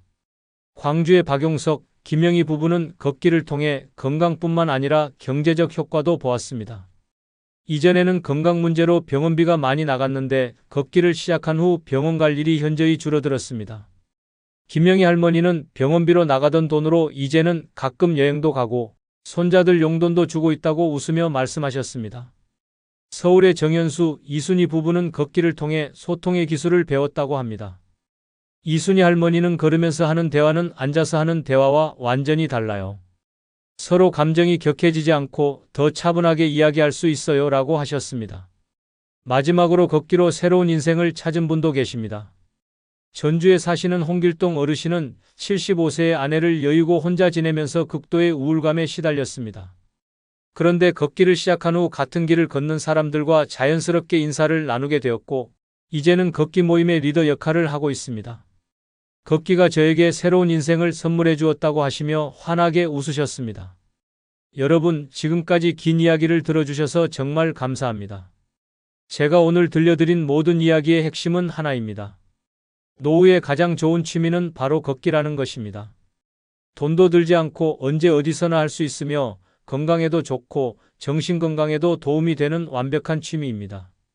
더 나아가 부부나 가족과 함께하면 관계까지 좋아지는 일석이조의 효과를 볼 수 있습니다. 혹시 지금도 걷기가 뭐 그리 대단한가 하고 생각하고 계신가요? 그렇다면 속는 셈 치고 한 번만 시작해보세요. 내일 아침, 아니 오늘 저녁이라도 10분만 집 밖으로 나가서 걸어보세요. 특별한 준비는 필요 없습니다. 편한 옷에 편한 신발만 신으시면 됩니다. 처음에는 10분도 힘들 수 있습니다. 그래도 괜찮습니다.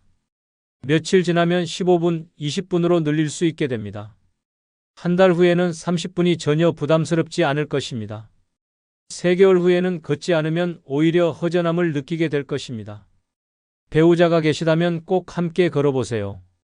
처음에는 서로 보조를 맞추기 어려울 수도 있지만 시간이 지나면 자연스럽게 같은 리듬으로 걷게 됩니다. 그리고 그 시간이 여러분에게 가장 소중한 시간이 될 것입니다. 목표를 너무 크게 잡지 마세요. 하루 1만 보 같은 거창한 목표보다는 매일 조금씩이라도 꾸준히 하는 것이 중요합니다. 어떤 날은 5분만 걸어도 됩니다. 완벽을 추구하지 말고 꾸준함을 추구하세요. 날씨가 나쁜 날도 있을 것입니다. 그럴 때는 실내에서 제자리 걸음을 하거나 하루 쉬어도 됩니다. 중요한 것은 다시 시작하는 것입니다. 포기하지 마세요. 몸이 불편하신 분들도 걱정하지 마세요. 휠체어를 타시는 분은 팔로 휠체어를 굴리는 것만으로도 충분한 운동이 됩니다. 지팡이를 사용하시는 분도 천천히 걸으시면 됩니다. 자신의 상황에 맞게 조절하시면 됩니다. 마지막으로 여러분께 당부드리고 싶은 말씀이 있습니다. 나이가 들었다고 해서 새로운 것을 시작하기에 늦었다고 생각하지 마세요. 오늘이 여러분 인생의 가장 젊은 날입니다. 지금 시작하면 내년 이맘때는 완전히 다른 사람이 되어 있을 것입니다. 건강하고 행복한 노후는 선택입니다. 그 선택의 첫걸음이 바로 걷기입니다. 오늘부터 여러분의 새로운 인생이 시작됩니다. 첫걸음을 내딛어 보세요. 이 영상이 도움이 되셨다면 좋아요 버튼 꾹 눌러주시고 구독도 부탁드립니다. 여러분의 건강하고 행복한 노후를 위해 앞으로도 좋은 정보들을 계속 가져오겠습니다. 다음 영상에서 또 뵙겠습니다. 건강하세요.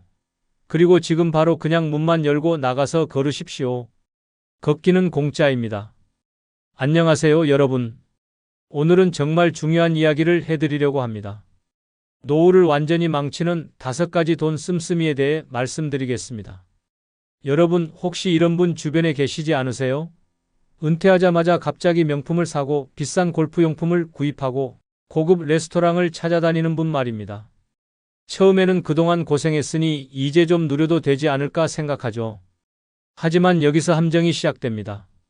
30년간 열심히 모은 퇴직금 2억 원을 불과 3년 만에 다 써버린 김씨 할아버지처럼 말입니다. 한번 올린 생활 수준을 다시 내리기는 정말 어렵거든요. 노후 자금은 다시 벌기 어려운 마지막 돈입니다. 그런데 많은 분들이 똑같은 실수를 반복하고 계십니다. 지금부터 절대 하면 안 되는 5가지 돈 씀씀이를 알려드리겠습니다. 먼저 구독, 좋아요, 알림 설정하시면 시작하겠습니다. 노후를 완전히 망치는 첫 번째, 노후를 망치는 돈 씀씀이는 과도한 반려동물 관련 지출입니다. 반려동물을 키우시는 어르신들 정말 많아지고 있습니다. 자녀들이 독립하고 나면 집안이 너무 조용해서 개나 고양이를 입양하게 되죠. 처음에는 그냥 키우는 거 아니야? 라고 생각하지만 막상 키워보면 드는 비용이 상상을 초월합니다. 강씨 할아버지께서 겪으신 일을 소개해드릴게요. 퇴직금 1억 8천만 원으로 여유로운 노후를 계획하고 계셨습니다. 그런데 집이 너무 적막해서 작은 강아지 한 마리를 분양받으셨어요. 말티즈였는데 분양비만 150만 원이었습니다. 강아지를 데리고 온 첫날부터 지출이 시작되었어요. 사료그릇부터 방석, 목줄, 장난감까지 기본용품만 50만 원이 들었습니다. 그런데 진짜 문제는 그 다음부터였어요. 한 달 후 강아지가 아프기 시작했습니다. 동물병원에 가니 종합검진을 받아보라고 하더군요. 검진비만 30만 원이었는데 결과를 보니 심장에 문제가 있다고 했습니다. 수술비로 200만 원이 필요하다는 거였어요. 강 할아버지는 고민하셨습니다. 그런데 수의사가 말했어요. 지금 수술하지 않으면 평생 약을 먹어야 하고 결국 더 큰 수술이 필요할 수도 있습니다. 어쩔 수 없이 수술을 받게 하셨죠. 수술 후에도 지출은 끝나지 않았어요. 매달 심장약 값으로 15만 원, 특수사료비로 8만 원이 나갔습니다. 거기에 정기검진비까지 더하면 한 달에 30만 원씩 들었어요. 문제는 여기서 그치지 않았습니다. 강아지 미용을 위해 한 달에 한 번씩 펫샵에 가는데 매번 10만 원씩 들었어요. 우리 강아지가 다른 강아지들보다 못하게 보이면 안 되잖아라는 마음에서였죠. 가장 큰 충격은 강아지가 다리를 다쳤을 때였습니다. 계단에서 떨어져서 인대가 끊어졌는데 수술비가 무려 500만 원이었어요. 수의사는 수술하지 않으면 평생 절뚝거릴 것이라고 했습니다. 강 할아버지는 사람도 아닌 강아지 수술에 500만 원이나? 라고 생각했지만 막상 강아지가 아픈 모습을 보니 차마 포기할 수가 없었어요. 결국 대출까지 받아서 수술을 시켰습니다. 수술 후 재활치료도 필요했어요. 물리치료비로 한 달에 20만 원씩 6개월 동안 들었습니다. 집에서도 특별한 관리가 필요해서 마사지 기계, 재활용 계단 등을 사느라 추가로 100만 원이 나갔어요. 이렇게 3년 동안 강아지를 키우면서 든 비용을 계산해보니 놀라웠습니다. 총 1,800만 원이 들어간 것이었어요. 퇴직금의 10%가 강아지 때문에 사라진 셈이었죠. 가장 안타까운 건 강아지가 나이가 들면서 병원비가 더 많이 든다는 사실이었어요. 노견이 되니까 관절염, 백내장, 신장질환 등 각종 질병이 생겼습니다. 매달 병원비만 50만 원 이상 들기 시작했어요. 왜 이런 과도한 지출이 생기는 걸까요? 첫째, 반려동물을 가족처럼 생각하기 때문입니다. 우리 강아지가 아픈데 어떻게 돈을 아끼겠어? 라는 마음이 들어서 무리한 지출을 하게 됩니다. 둘째, 동물병원의 과도한 진료비 때문입니다. 사람 병원과 달리 건강보험이 적용되지 않아서 모든 비용을 본인이 부담해야 합니다. 그럼 어떻게 해야 할까요? 먼저 반려동물을 입양하기 전에 평생 드는 비용을 미리 계산해 보세요. 일반적으로 소형견 기준으로 평생 2천만 원 이상이 든다고 봐야 합니다. 월 예산을 정해서 그 범위 내에서만 지출하는 것도 중요합니다. 응급 상황을 대비해서 별도의 적립금도 마련해 두세요. 반려동물도 소중하지만 여러분의 노후 자금이 더 중요하다는 걸 잊지 마세요. 노후를 완전히 망치는 두 번째 돈 씀씀이 바로 친구 따라간 불필요한 여행입니다. 여보세요? 우리 같이 일본 여행 어때요? 은퇴 후 이런 전화를 받으면 마음이 설레지 않으십니까? 갑자기 생긴 자유시간과 여유로운 마음에 그래. 한번 가볼까? 하고 쉽게 대답하게 됩니다. 최근 제가 만난 박씨 어르신의 실화를 들려드리겠습니다. 공무원으로 30년 근무 후 받은 퇴직금이 2억 5천만 원이었습니다. 평생 검소하게 살아오신 분이라 충분한 노후 자금이라고 생각했죠. 퇴직 후 첫 번째 유혹이 왔습니다. 직장 선배가 전화를 걸어와 말했습니다. 박 선생, 우리 은퇴 기념으로 온천 여행 가자. 2박 3일에 150만 원이면 돼. 거절할 이유가 없었습니다. 30년 동안 함께 일한 동료들과의 마지막 추억이라고 생각했거든요. 온천에서 돌아온 지 한 달 만에 또 다른 제안이 들어왔습니다. 이번에는 부인의 동창회에서 제주도 여행을 계획한다는 것이었습니다. 남편들도 같이 가자는 말에 부부가 함께 200만 원을 들여 다녀왔습니다. 제주도 여행에서 만난 여행사 직원이 말했습니다. 어르신들께 중국 장가게 투어를 추천해드려요. 경치가 정말 환상적이에요. 그 말을 들은 부인이 남편을 졸랐습니다. 우리도 한번 가보자. 3박 4일 중국 여행에 300만 원이 들었습니다. 여행에서 돌아올 때마다 새로운 계획이 생겼습니다. 중국에서 만난 한국 관광객이 베트남 하롱베이가 정말 좋더라고 했고, 다른 친구는 태국 방콕도 가볼 만하다고 추천했습니다. 그렇게 6개월 동안 4번의 해외여행을 다녔습니다. 문제는 여행 수준이 점점 높아진다는 것이었습니다. 처음에는 단체 패키지 여행으로 시작했는데 친구들이 나이가 있는데 좀 편하게 다니자며 개별 여행을 제안했습니다. 항공료만 2배로 뛰었고 호텔비도 훨씬 비쌌습니다. 가장 큰 실수는 유럽 여행이었습니다. 친구들이 평생 한 번은 가봐야 하는 곳이라며 10박 12일 일정을 제안했습니다. 한 사람당 700만 원, 부부가 가면 1,400만 원이나 들었습니다. 박씨 어르신은 너무 비싸다고 망설였지만 친구들이 언제 또 이런 기회가 있겠어? 라는 말에 결국 따라갔습니다. 유럽에서 돌아온 후 충격적인 사실을 알게 되었습니다. 1년 동안 여행비로만 3,500만 원이 나간 것입니다.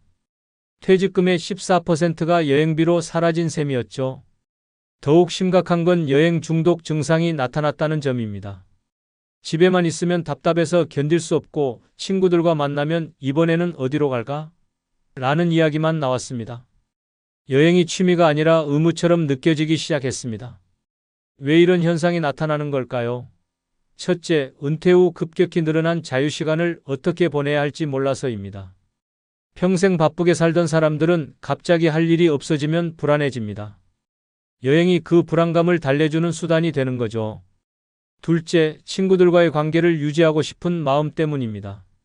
나만 안 가면 소외될까봐 걱정되어 무리해서라도 따라가게 됩니다.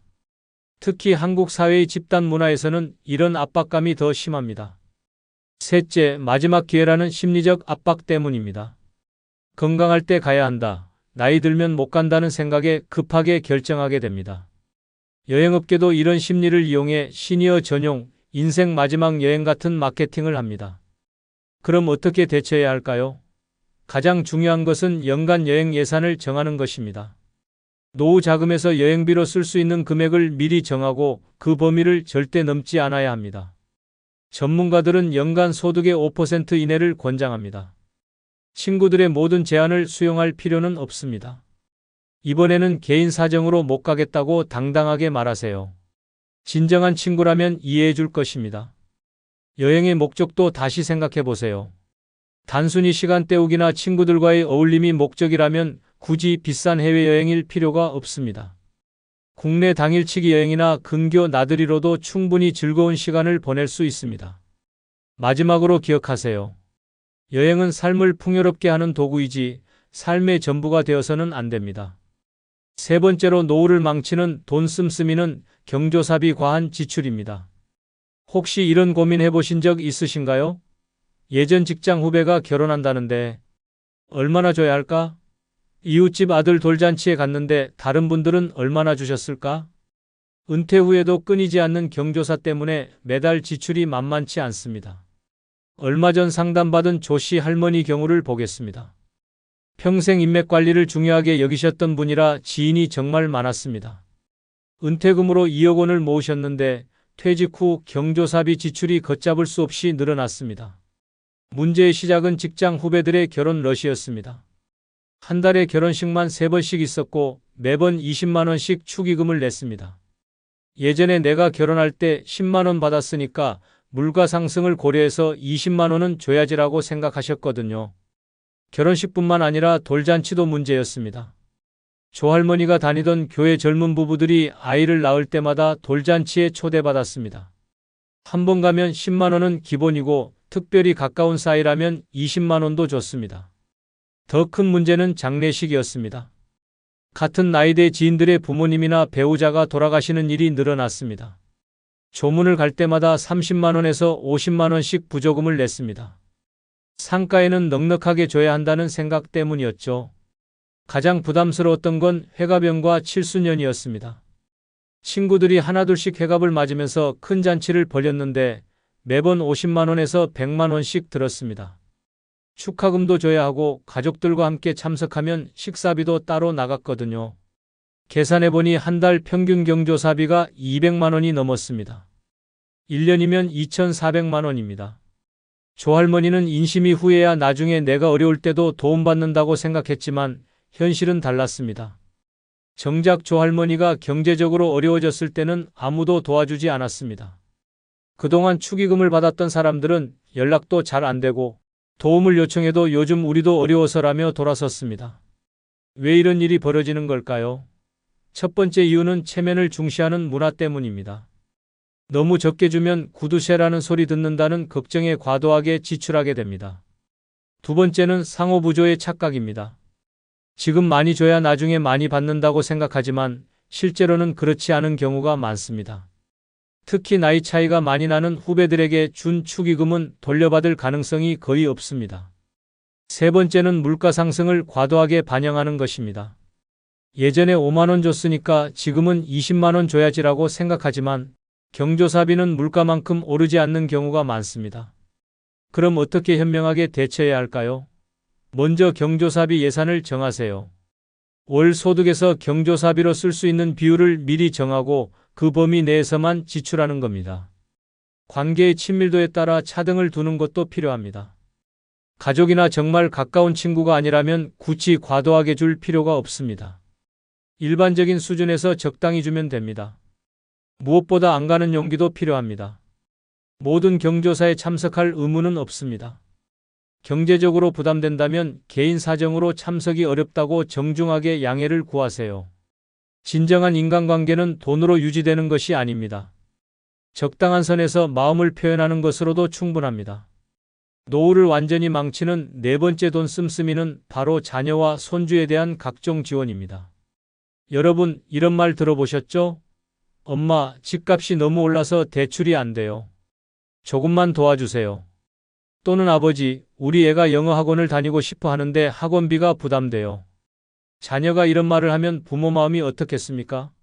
당장이라도 지갑을 열어주고 싶어집니다. 실제로 제가 만났던 김씨 할머니의 이야기를 자세히 들려드리겠습니다. 이분은 남편과 함께 평생 성실하게 일하며 퇴직금과 연금을 합쳐 총 4억 원의 노후 자금을 마련했습니다. 웬만한 노후는 걱정 없이 보낼 수 있는 금액이었죠. 그런데 문제는 은퇴 직후부터 시작되었습니다. 첫째 아들이 결혼을 앞두고 신혼집 마련을 위해 전세 자금이 부족하다며 도움을 요청했습니다. 평생 한 번뿐인 결혼인데 부모가 도와주지 않으면 누가 도와주겠느냐는 마음으로 8천만 원을 선뜻 내주었습니다. 6개월 후에는 둘째 딸이 첫아이를 낳으면서 상황이 더 복잡해졌습니다. 산후조리원비로 300만 원, 육아용품과 유모차 등으로 500만 원이 필요하다고 했습니다. 첫 손주라는 기쁨에 이것도 흔쾌히 지원했습니다. 그런데 진짜 문제는 그 다음부터였습니다. 손주가 돌이 지나면서 각종 학원을 다니기 시작했는데 매달 영어 유치원비로 80만 원, 피아노와 미술 학원비로 40만 원씩 나가기 시작했습니다. 딸이 말했습니다. 요즘 애들은 다 이런 교육을 받아요. 우리 애만 뒤처지면 어떻게 해요? 김할머니는 손주가 남들보다 못하게 자라는 모습을 참아 볼 수 없어서 매달 120만 원씩 지원하기 시작했습니다. 한 해에 1,440만 원이 나가는 셈이었죠. 여기서 끝이 아니었습니다. 코로나 시기에 자영업을 하던 큰아들의 사업이 어려워지면서 매달 생활비 지원을 요청했습니다. 한 달에 200만 원만 도와주시면 다시 일어설 수 있어요.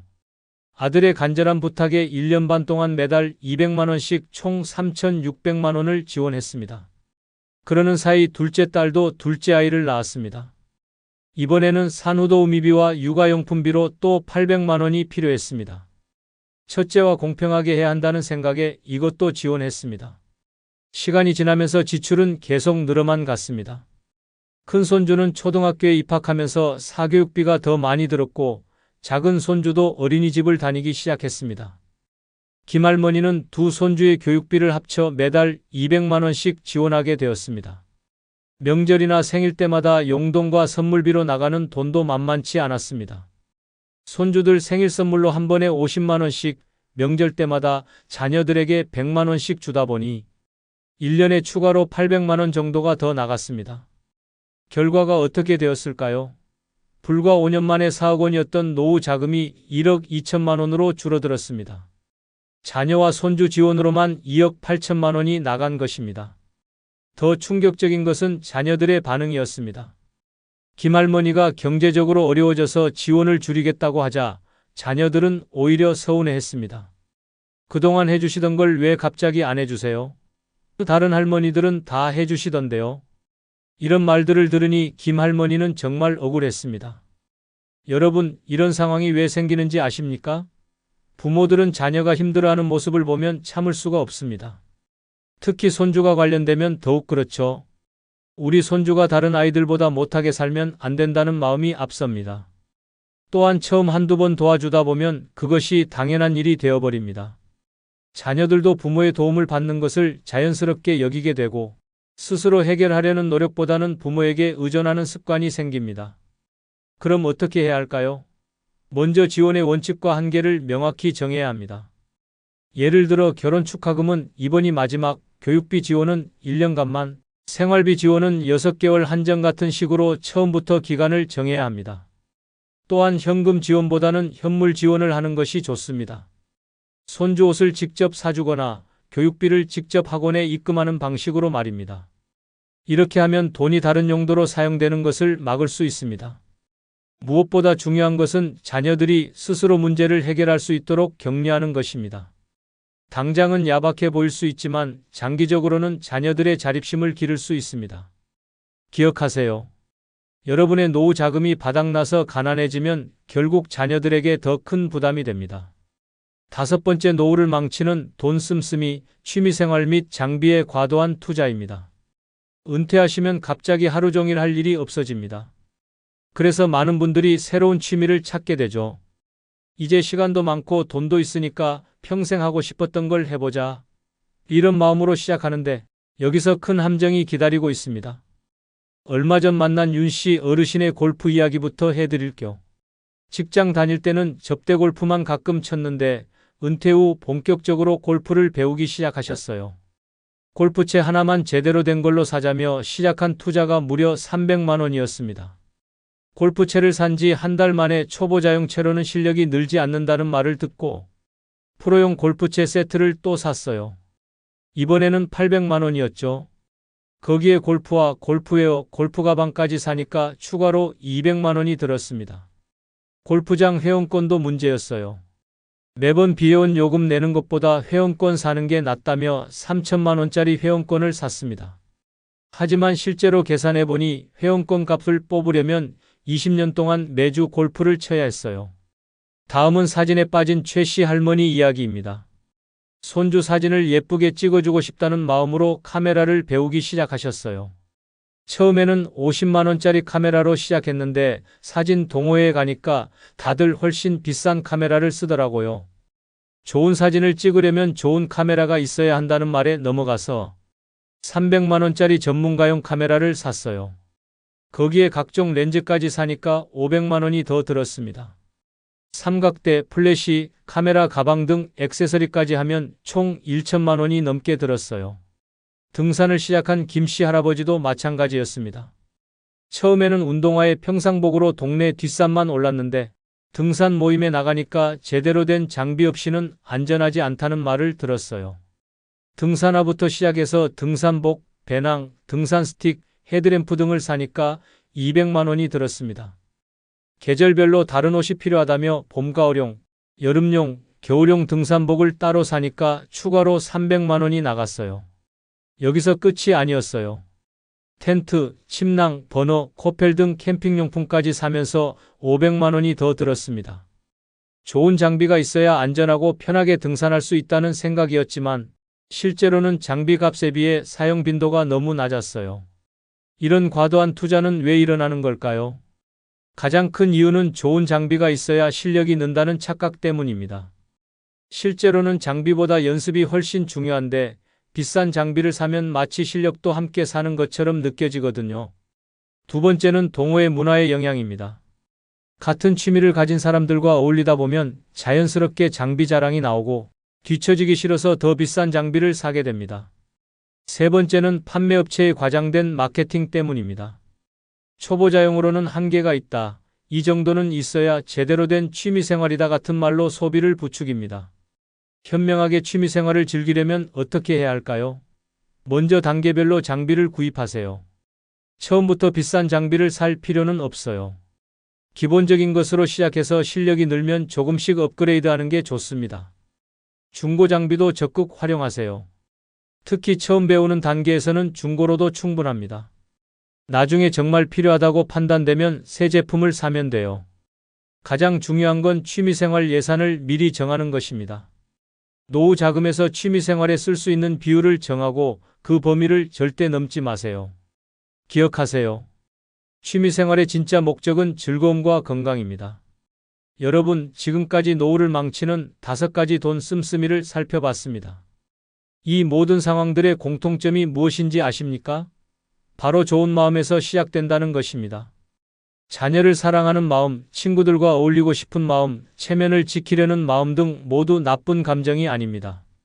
하지만 여기서 중요한 건 균형입니다. 마음은 소중하지만 현실적인 계획이 더 중요합니다. 여러분의 노후 자금은 한정되어 있고 다시 벌기 어려운 마지막 돈이거든요. 계획적인 소비로 진짜 행복한 노후를 만들어 가시기 바랍니다. 마지막으로 좋아요 한 번씩 꾹 눌러주세요. 혹시 나이가 들수록 내 인생이 이렇게 끝나는 건가라는 생각이 드시나요? 거울을 보면서 예전에 내가 아니구나 하며 한숨을 쉬신 적 있으시죠? 많은 분들이 노년을 맞으며 이런 마음을 품게 됩니다. 얼마 전 동네에서 만난 두 할머니의 모습이 참 대조적이었어요. 한 분은 구부정한 어깨로 힘없이 걸으시며 요즘 몸도 마음도 다 늙었어라고 말씀하셨고, 다른 한 분은 반짝이는 눈으로 오늘도 할 일이 많아서 바빠라며 활기차게 지나가셨거든요. 두 분의 나이 차이는 고작 3살이었습니다. 그런데 왜 이렇게 다른 모습일까요? 바로 젊었을 때부터 노후를 어떻게 준비했느냐의 차이였어요. 오늘 말씀드릴 5가지만 미리 준비하신다면 여러분도 당당하고 활기찬 노년을 맞이하실 수 있습니다. 그리고 여러분, 바로 지금 구독, 좋아요 꼭 눌러주시기 바랍니다. 초라한 노년을 보내지 않기 위해 미리 준비할 첫 번째는 하늘이 두 쪽 나도 매월 들어오는 연금입니다. 혹시 지금 젊으시다면 연금은 나중에 준비해도 되지 않을까라고 생각하고 계시나요? 하지만 오늘 들려드릴 이야기를 듣고 나면 왜 지금 당장 시작해야 하는지 깨닫게 되실 겁니다. 65세 조영철 할아버지의 이야기부터 시작해 보겠습니다. 이 할아버지는 젊었을 때 정말 성실하게 사셨습니다. 새벽부터 밤늦게까지 일하며 가족을 위해 헌신하셨어요. 그런데 한 가지 실수가 있었습니다. 바로 연금 준비를 제대로 하지 않으신 것입니다. 아직 젊은데 뭘 그런 걸 미리 생각해라며 개인연금 가입을 계속 미루셨습니다. 국민연금도 사업을 하시면서 중간중간 납부하지 못한 기간이 있었어요. 더 큰 문제는 사업이 어려울 때 국민연금을 미리 찾아서 쓰신 것입니다. 하지만 나중에 알아보니 추납 비용이 어마어마했습니다. 미리 찾은 돈의 몇 배를 내야 하더라고요. 이자와 가상금까지 붙어서 감당하기 어려운 금액이 되어버린 겁니다. 개인연금은 아예 가입도 안 하셨습니다. 국민연금만 있으면 되지 뭘이라고 생각하셨거든요. 40대, 50대에는 사업이 잘 되어서 돈 걱정이 없었습니다. 연금 같은 건 필요 없어. 내가 평생 일할 수 있을 텐데라고 자신만만하셨어요. 그런데 60세가 넘어가면서 상황이 급변했습니다. 몸이 예전 같지 않아서 일을 계속하기 어려워졌거든요. 65세가 되어 은퇴를 하고 나서야 현실을 깨달았습니다. 국민연금으로 받는 돈은 한 달에 50만 원도 안 되었어요. 개인연금은 아예 준비해 놓지 않아서 추가로 받을 돈이 전혀 없었습니다. 지금도 70세가 넘은 나이에 경비 일을 하며 매달 생활비 걱정을 하고 계세요. 반대로 같은 나이의 이웃 김성호 할아버지를 보겠습니다. 이분은 젊었을 때부터 연금 준비를 철저히 하셨어요. 20대부터 연금저축에 가입하셨고 국민연금도 빠짐없이 납부하셨습니다. 김 할아버지도 처음에는 부담스러우셨어요. 국민연금도 내야 하는데 개인연금까지 매달 20만 원씩 내기가 쉽지 않네라고 하셨거든요. 하지만 미래의 나를 위한 투자라고 생각하며 꾸준히 납부하셨습니다. 30대에는 연금저축 외에 변액연금보험에도 가입하셨어요. 40대에는 IRP까지 개설해서 세제 혜택을 최대한 활용하셨습니다. 50대에는 연금 납부액을 더 늘리기도 하셨어요. 퇴직금도 모두 IRP로 이체하셨습니다. 그 결과 지금 김할아버지는 어떻게 지내고 계실까요? 매월 국민연금 80만 원, 연금저축에서 70만 원, 변액연금에서 60만 원을 받아서 총 210만 원 이상을 받고 계십니다. 별다른 일을 하지 않아도 생활에 여유가 있어서 취미 생활도 즐기시고 여행도 다니세요. 두 할아버지의 차이는 무엇일까요? 바로 젊었을 때 국민연금과 개인연금을 얼마나 충실히 준비했느냐의 차이입니다. 똑같이 열심히 일하며 살아오셨지만 노후의 모습은 완전히 달라진 거예요. 연금이 왜 이렇게 중요할까요? 첫째로 연금은 평생 받을 수 있는 돈이기 때문입니다. 은행 적금이나 예금은 언젠가 바닥이 나지만 연금은 살아있는 동안 계속 나와요. 100세까지 살아도 매월 일정 금액을 받을 수 있습니다. 둘째로 국민연금과 개인연금을 함께 준비하면 더 든든합니다. 국민연금은 기본적인 생활비를 보장해주고 개인연금은 여유로운 노후 생활을 위한 추가 수입이 되거든요. 하나만으로는 부족하지만 둘을 합치면 충분해집니다. 셋째로 개인연금은 세제 혜택까지 받을 수 있어요. 연금저축이나 IRP에 납입한 금액은 소득공제나 세액공제를 받을 수 있어서 실질적인 부담을 줄일 수 있습니다. 그렇다면 구체적으로 어떻게 준비해야 할까요? 우선 국민연금부터 확인해 보세요. 지금까지 얼마나 납부했는지, 예상 수령액이 얼마인지 국민연금공단 홈페이지에서 조회할 수 있습니다. 국민연금만으로는 부족하니 개인연금도 반드시 준비하시기 바랍니다. 연금저축이나 IRP 같은 세제 혜택 상품부터 시작해서 변액연금보험까지 다양하게 활용하세요. 무엇보다 지금 당장 시작하는 것이 중요합니다. 연금은 시간이 갈수록 복리효과로 불어나거든요. 20대에 시작하는 것과 40대에 시작하는 것은 나중에 받는 금액이 엄청나게 차이납니다. 초라한 노년을 피하고 싶다면 국민연금과 개인연금을 함께 준비하는 것만큼 확실한 방법은 없습니다. 초라한 노년을 보내지 않기 위해 미리 준비할 두 번째는 의료비 감당 가능한 실손보험 유지하기입니다. 혹시 아직 건강한데 실손보험까지 필요할까라고 생각하고 계시나요? 하지만 지금 들려드릴 이야기를 듣고 나면 실손보험이 얼마나 중요한지 깨닫게 되실 겁니다. 67세 이정희 할머니의 실제 이야기입니다. 이 할머니는 평생 건강하게 사셨어요. 병원 갈 일도 거의 없었고 나는 몸이 튼튼해서 보험 같은 건 필요 없어라고 늘 말씀하셨습니다. 실손보험 가입을 권하는 자녀들에게도 그런 돈으로 맛있는 것이나 사 먹지라고 하셨거든요. 그런데 65세가 되던 해 갑자기 무릎이 아프기 시작했습니다. 처음에는 나이가 들어서 그런가 보다라고 생각하고 넘어가셨어요. 하지만 점점 심해져서 걷기도 힘들어졌습니다. 병원에 가보니 인공관절 수술을 받아야 한다고 하더라고요. 수술비와 입원비를 합치니 800만 원이 나왔습니다. 이 할머니는 깜짝 놀라셨어요. 국민건강보험으로 일부는 지원받았지만 본인 부담금만 300만 원이 넘었거든요. 그것도 끝이 아니었습니다. 수술 후 재활치료를 받아야 했는데 물리치료비가 매달 50만 원씩 나왔어요. 평생 모은 돈이 병원비로 순식간에 사라져버린 거죠. 치료비 때문에 생활이 궁해져서 자녀들에게 손을 벌릴 수밖에 없었습니다. 내가 이렇게 자식들한테 부담을 줄 줄 몰랐어 라며 자책하셨어요. 반대로 같은 아파트에 사는 박미숙 할머니를 보겠습니다. 이분은 40대부터 실손보험에 가입하셨어요. 건강할 때 미리 준비해야지라고 하시며 매월 보험료를 꼬박꼬박 내셨습니다. 박 할머니도 처음에는 부담스러우셨어요. 매달 8만 원씩 보험료를 내는 게 쉽지 않네라고 하셨거든요. 주변에서도 그 돈으로 적금이나 하지라고 말하는 사람들이 있었어요. 하지만 혹시 모르잖아라며 계속 유지하셨습니다. 60대가 되어서는 보험료가 조금 올랐지만 그래도 계속 유지하셨어요. 나이가 들수록 더 필요한 거잖아라고 하시며 포기하지 않으셨습니다. 70세가 되던 해 박 할머니도 큰 병에 걸리셨습니다. 심장 수술을 받아야 하는 상황이 온 거예요. 수술비가 1,500만 원이나 나왔는데 실손보험에서 거의 대부분을 보상해 주었습니다. 본인이 낸 돈은 50만 원 정도였어요. 수술 후 한 달간 입원하면서 든 비용도 마찬가지였습니다. 하루 입원비가 20만 원씩 나왔는데 실손보험에서 모두 처리해 주었어요. 박 할머니는 정말 다행이야. 보험 들어놓기를 잘했어라고 안도하셨습니다. 두 할머니의 차이는 무엇일까요? 바로 젊었을 때 실손보험을 준비했느냐 안 했느냐의 차이입니다. 똑같이 큰 병에 걸렸지만 경제적 부담은 완전히 달랐어요. 실손보험이 왜 이렇게 중요할까요? 첫째로 나이가 들수록 병원비가 급격히 늘어나기 때문입니다. 젊었을 때는 감기나 소화불량 정도였다면 나이가 들면 수술이나 입원이 필요한 큰 병이 생기거든요. 둘째로 의료비 인플레이션이 심각합니다. 병원비는 일반 물가보다 훨씬 빠르게 오르고 있어요. 지금 100만 원 하는 수술이 10년 후에는 200만 원이 될 수도 있습니다. 셋째로 실손보험은 나이가 들어서 가입하기 어렵습니다. 건강할 때 미리 가입해야 하거든요. 병이 생긴 후에는 가입이 거절되거나 보험료가 엄청나게 비싸집니다. 그렇다면 어떻게 준비해야 할까요? 우선 지금 당장 실손보험에 가입하시기 바랍니다.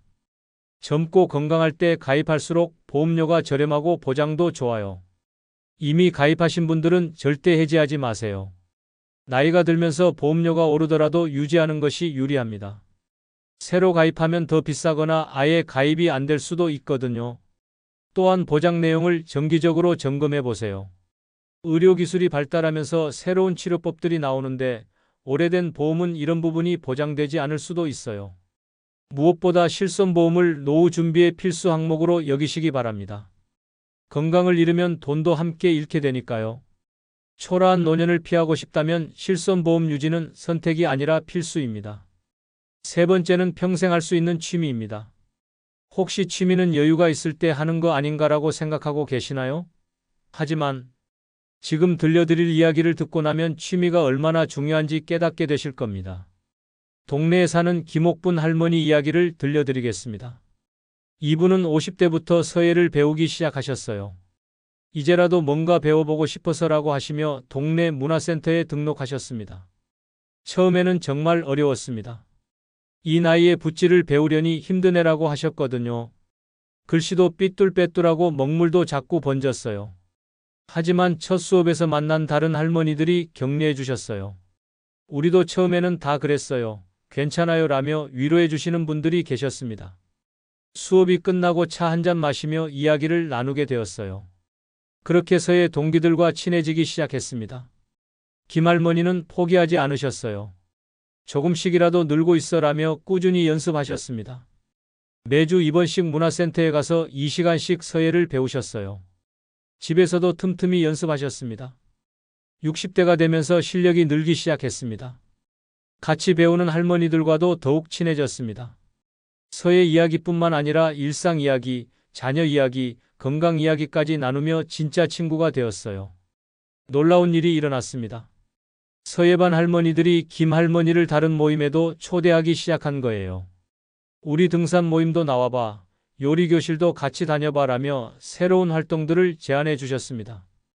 김 할머니의 인간관계가 점점 넓어졌습니다. 서예반에서 만난 10명의 할머니들, 그 할머니들이 소개해준 등산 모임에 15명, 요리교실에 12명까지 어느새 40명이 넘는 새로운 친구들이 생긴 거예요. 70세가 된 지금 김 할머니의 하루는 어떨까요? 매일 아침 일찍 일어나서 1시간씩 서예 연습을 하십니다. 오늘은 어떤 글귀를 써볼까라며 즐거워하세요. 문화센터에서 전시회가 있으면 작품도 출품하십니다. 더 놀라운 것은 이제 동네에서 서예를 가르치고 계신다는 점입니다. 내가 이렇게 선생님이 될 줄 몰랐어 라며 뿌듯해하세요. 제자들도 생겼고 그 제자들과도 새로운 인연이 이어지고 있습니다. 김할머니의 휴대폰에는 이제 연락처가 100개가 넘습니다. 서예 관련 사람들, 등산 모임 사람들, 요리교실 사람들, 그리고 서예 제자들까지 말이에요. 매일 누군가와 만날 약속이 있어서 바쁘고 즐거우시다고 합니다. 취미가 왜 이렇게 중요할까요? 첫째로 취미는 새로운 인맥을 만들어주는 최고의 방법입니다. 나이가 들어서 새로운 친구를 만들기는 쉽지 않은데 같은 취미를 가진 사람들과는 자연스럽게 친해질 수 있어요. 둘째로 취미를 통한 인간관계는 연쇄 반응을 일으킵니다. 한 명의 취미 친구가 다른 친구들을 소개해주고 그 친구들이 또 다른 모임으로 이끌어줍니다. 마치 거미줄처럼 인맥이 확장되는 거예요. 셋째로 취미는 삶의 목표를 만들어줍니다. 오늘은 이것을 해봐야지라는 목표가 있으면 하루하루가 의미 있어져요. 그냥 시간을 보내는 것이 아니라 무언가를 성취하는 기쁨을 느낄 수 있습니다. 무엇보다 지금 당장 시작하는 것이 중요합니다. 나이가 들어서 뭘 배워라는 생각은 버리세요. 평생 할 수 있는 취미 하나만 있어도 노후가 완전히 달라집니다. 네 번째는 운동입니다. 혹시 나이가 들면 몸이 아픈 건 당연하지 않나라고 생각하고 계시나요? 또는 젊을 때 운동 안 했는데 지금 해봤자 뭐해라고 여기시나요? 하지만 지금 들려드릴 이야기를 듣고 나면 운동이 얼마나 중요한지 깨닫게 되실 겁니다. 75세 박영수 할아버지의 이야기부터 시작해 보겠습니다. 이 할아버지는 젊었을 때 운동과는 거리가 멀었어요. 운동할 시간에 일이나 더 하지라고 늘 말씀하셨습니다. 새벽부터 밤늦게까지 일만 하며 살아오셨거든요. 60대가 되면서 몸에 이상 신호가 나타나기 시작했습니다. 계단을 오르면 숨이 차고 무릎이 아프고 허리도 자주 아팠어요. 나이가 들어서 그런가 보다라고 생각하며 참고 지내셨습니다. 65세에 은퇴한 후에는 상황이 더 나빠졌습니다. 하루 종일 집에만 있다 보니 근육이 빠지고 체력이 떨어졌어요. 조금만 걸어도 금세 피곤해졌습니다. 병원에 가니 당뇨와 고혈압 진단까지 받았어요. 박 할아버지는 어떻게 되셨을까요? 매일 약을 먹어야 하고 조금만 움직여도 힘들어서 집에만 계시게 되었습니다. 외출하기도 부담스러워서 점점 사람들과 멀어지셨어요. 내가 이렇게 늙어버렸나라며 우울해하셨습니다. 반대로 같은 나이의 이웃 최건강 할아버지를 보겠습니다. 이분은 50대부터 운동을 시작하셨어요. 이제라도 몸을 관리해야겠어라고 하시며 동네 헬스장에 등록하셨습니다. 처음에는 정말 힘들었습니다. 이 나이에 웨이트 트레이닝을 하려니 온몸이 아프네라고 하셨거든요. 10분만 운동해도 숨이 차고 근육통이 심했어요. 포기하고 싶은 마음이 들기도 했습니다. 하지만 최 할아버지는 포기하지 않으셨어요. 조금씩이라도 늘고 있어라며 꾸준히 운동하셨습니다. 주 3회씩 헬스장에 가서 1시간씩 운동하셨어요. 집에서도 스트레칭과 가벼운 체조를 하셨습니다. 60대가 되면서 놀라운 변화가 나타났습니다. 체력이 20대 못지않게 좋아졌어요. 계단을 뛰어 올라가도 숨이 안 차고 무거운 물건도 쉽게 들 수 있었습니다. 건강검진에서도 모든 수치가 정상으로 나왔어요. 65세에 은퇴한 후에도 운동을 계속하셨습니다. 오히려 시간이 많아져서 운동량을 늘리셨어요. 헬스장 운동에 수영과 등산까지 추가하셨습니다. 운동하는 사람들과 친구가 되어서 새로운 인맥도 생겼어요. 75세가 된 지금 최 할아버지의 몸은 어떨까요? 50대보다 더 건강해 보이십니다. 매일 아침 6시에 일어나서 1시간씩 운동하세요. 오늘은 어떤 운동을 할까라며 즐거워하십니다. 더 놀라운 것은 이제 동네에서 운동을 가르치고 계신다는 점입니다. 내가 이렇게 트레이너가 될 줄 몰랐어라며 뿌듯해하세요. 같은 나이대 할아버지들에게 운동 방법을 알려주고 계십니다. 두 할아버지의 차이는 무엇일까요? 바로 50대부터 운동을 시작했느냐 안 했느냐의 차이입니다. 똑같이 나이가 들었지만 건강 상태는 완전히 달랐어요. 운동이 왜 이렇게 중요할까요? 첫째로 운동은 근육량을 유지해 줍니다. 나이가 들면 자연스럽게 근육이 줄어드는데 운동을 하면 이를 막을 수 있어요. 근육이 있어야 일상생활을 독립적으로 할 수 있습니다. 둘째로 운동은 만성질환을 예방합니다. 당뇨, 고혈압, 심장병 같은 질병들을 막아주거든요. 약에 의존하지 않고도 건강을 유지할 수 있어요. 셋째로 운동은 정신 건강에도 좋습니다. 운동하면 엔돌핀이 나와서 기분이 좋아져요. 우울증 예방에도 효과가 있습니다. 넷째로 운동은 새로운 인맥을 만들어줍니다. 헬스장이나 수영장에서 만나는 사람들과 자연스럽게 친해질 수 있어요. 같은 목표를 가진 사람들이니까 대화도 잘 통합니다. 그렇다면 어떤 운동을 해야 할까요? 가장 중요한 것은 자신의 체력에 맞는 운동을 선택하는 것입니다. 갑자기 무리한 운동을 하면 오히려 다칠 수 있어요. 처음에는 걷기부터 시작하세요. 하루 30분씩 꾸준히 걷는 것만으로도 충분한 효과를 볼 수 있습니다. 익숙해지면 속도를 높이거나 시간을 늘려보세요. 근력 운동도 중요합니다. 헬스장에 가기 부담스러우면 집에서 맨몸 운동부터 시작하세요. 팔굽혀펴기, 스쿼트, 플랭크 같은 기본 운동들이 좋습니다. 수영이나 수중 운동도 추천합니다. 관절에 부담을 주지 않으면서도 전신 운동이 되거든요. 특히 무릎이나 허리가 안 좋은 분들에게 좋아요. 무엇보다 지금 당장 시작하는 것이 중요합니다. 나이가 들어서 뭘 운동해라는 생각은 버리세요. 운동은 언제 시작해도 늦지 않습니다. 꾸준한 운동 하나만으로도 노후가 완전히 달라집니다. 초라한 노년을 보내지 않기 위해 미리 준비할 다섯 번째는 마음을 나눌 수 있는 편안한 친구 한 명입니다. 혹시 친구는 많을수록 좋은 거 아닌가라고 생각하고 계시나요? 하지만 지금 들려드릴 이야기를 듣고 나면 진정한 친구 한 명이 얼마나 소중한지 깨닫게 되실 겁니다. 68세 이순심 할머니의 이야기부터 시작해 보겠습니다. 이 할머니는 젊었을 때부터 사교적인 성격이셨어요. 친구는 많을수록 좋아라고 늘 말씀하시며 각종 모임에 참석하셨습니다. 동창회, 부녀회, 동호회까지 정말 많은 사람들과 인맥을 쌓으셨어요. 휴대폰에는 연락처가 200개가 넘었습니다. 명절이나 생일 때마다 안부 메시지가 쏟아졌어요. 인기가 정말 많으시네요 라며 주변에서 부러워했습니다. 이 할머니도 자신이 인복이 많다고 자부하셨죠. 그런데 나이가 들면서 상황이 달라지기 시작했습니다. 몸이 아픈 날이 많아지자 모임에 나가기 힘들어졌어요. 한두 번 빠지니까 사람들이 요즘 어디 아프신가요? 라고 물었지만 계속 참석하지 못하니 연락이 뜸해졌습니다. 더 큰 문제는 진짜 힘들 때였습니다. 남편이 갑자기 쓰러져서 병원에 입원했을 때 이 할머니는 200명의 연락처 중에서 누구에게 전화를 해야 할지 몰랐어요. 모두 안면만 있는 사이였지 깊은 이야기를 나눈 적이 없었거든요. 결국 혼자서 모든 것을 감당해야 했습니다. 이렇게 많은 사람을 알고 있는데 왜 이렇게 외로울까라며 절망했어요. 겉으로는 화려해 보였지만 실제로는 마음을 터놓을 사람이 한 명도 없었던 거죠. 반대로 같은 아파트에 사는 박정순 할머니를 보겠습니다.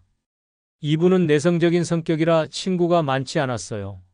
하지만 50대부터 동네 도서관에서 만난 김말순 할머니와 특별한 우정을 쌓아오셨습니다.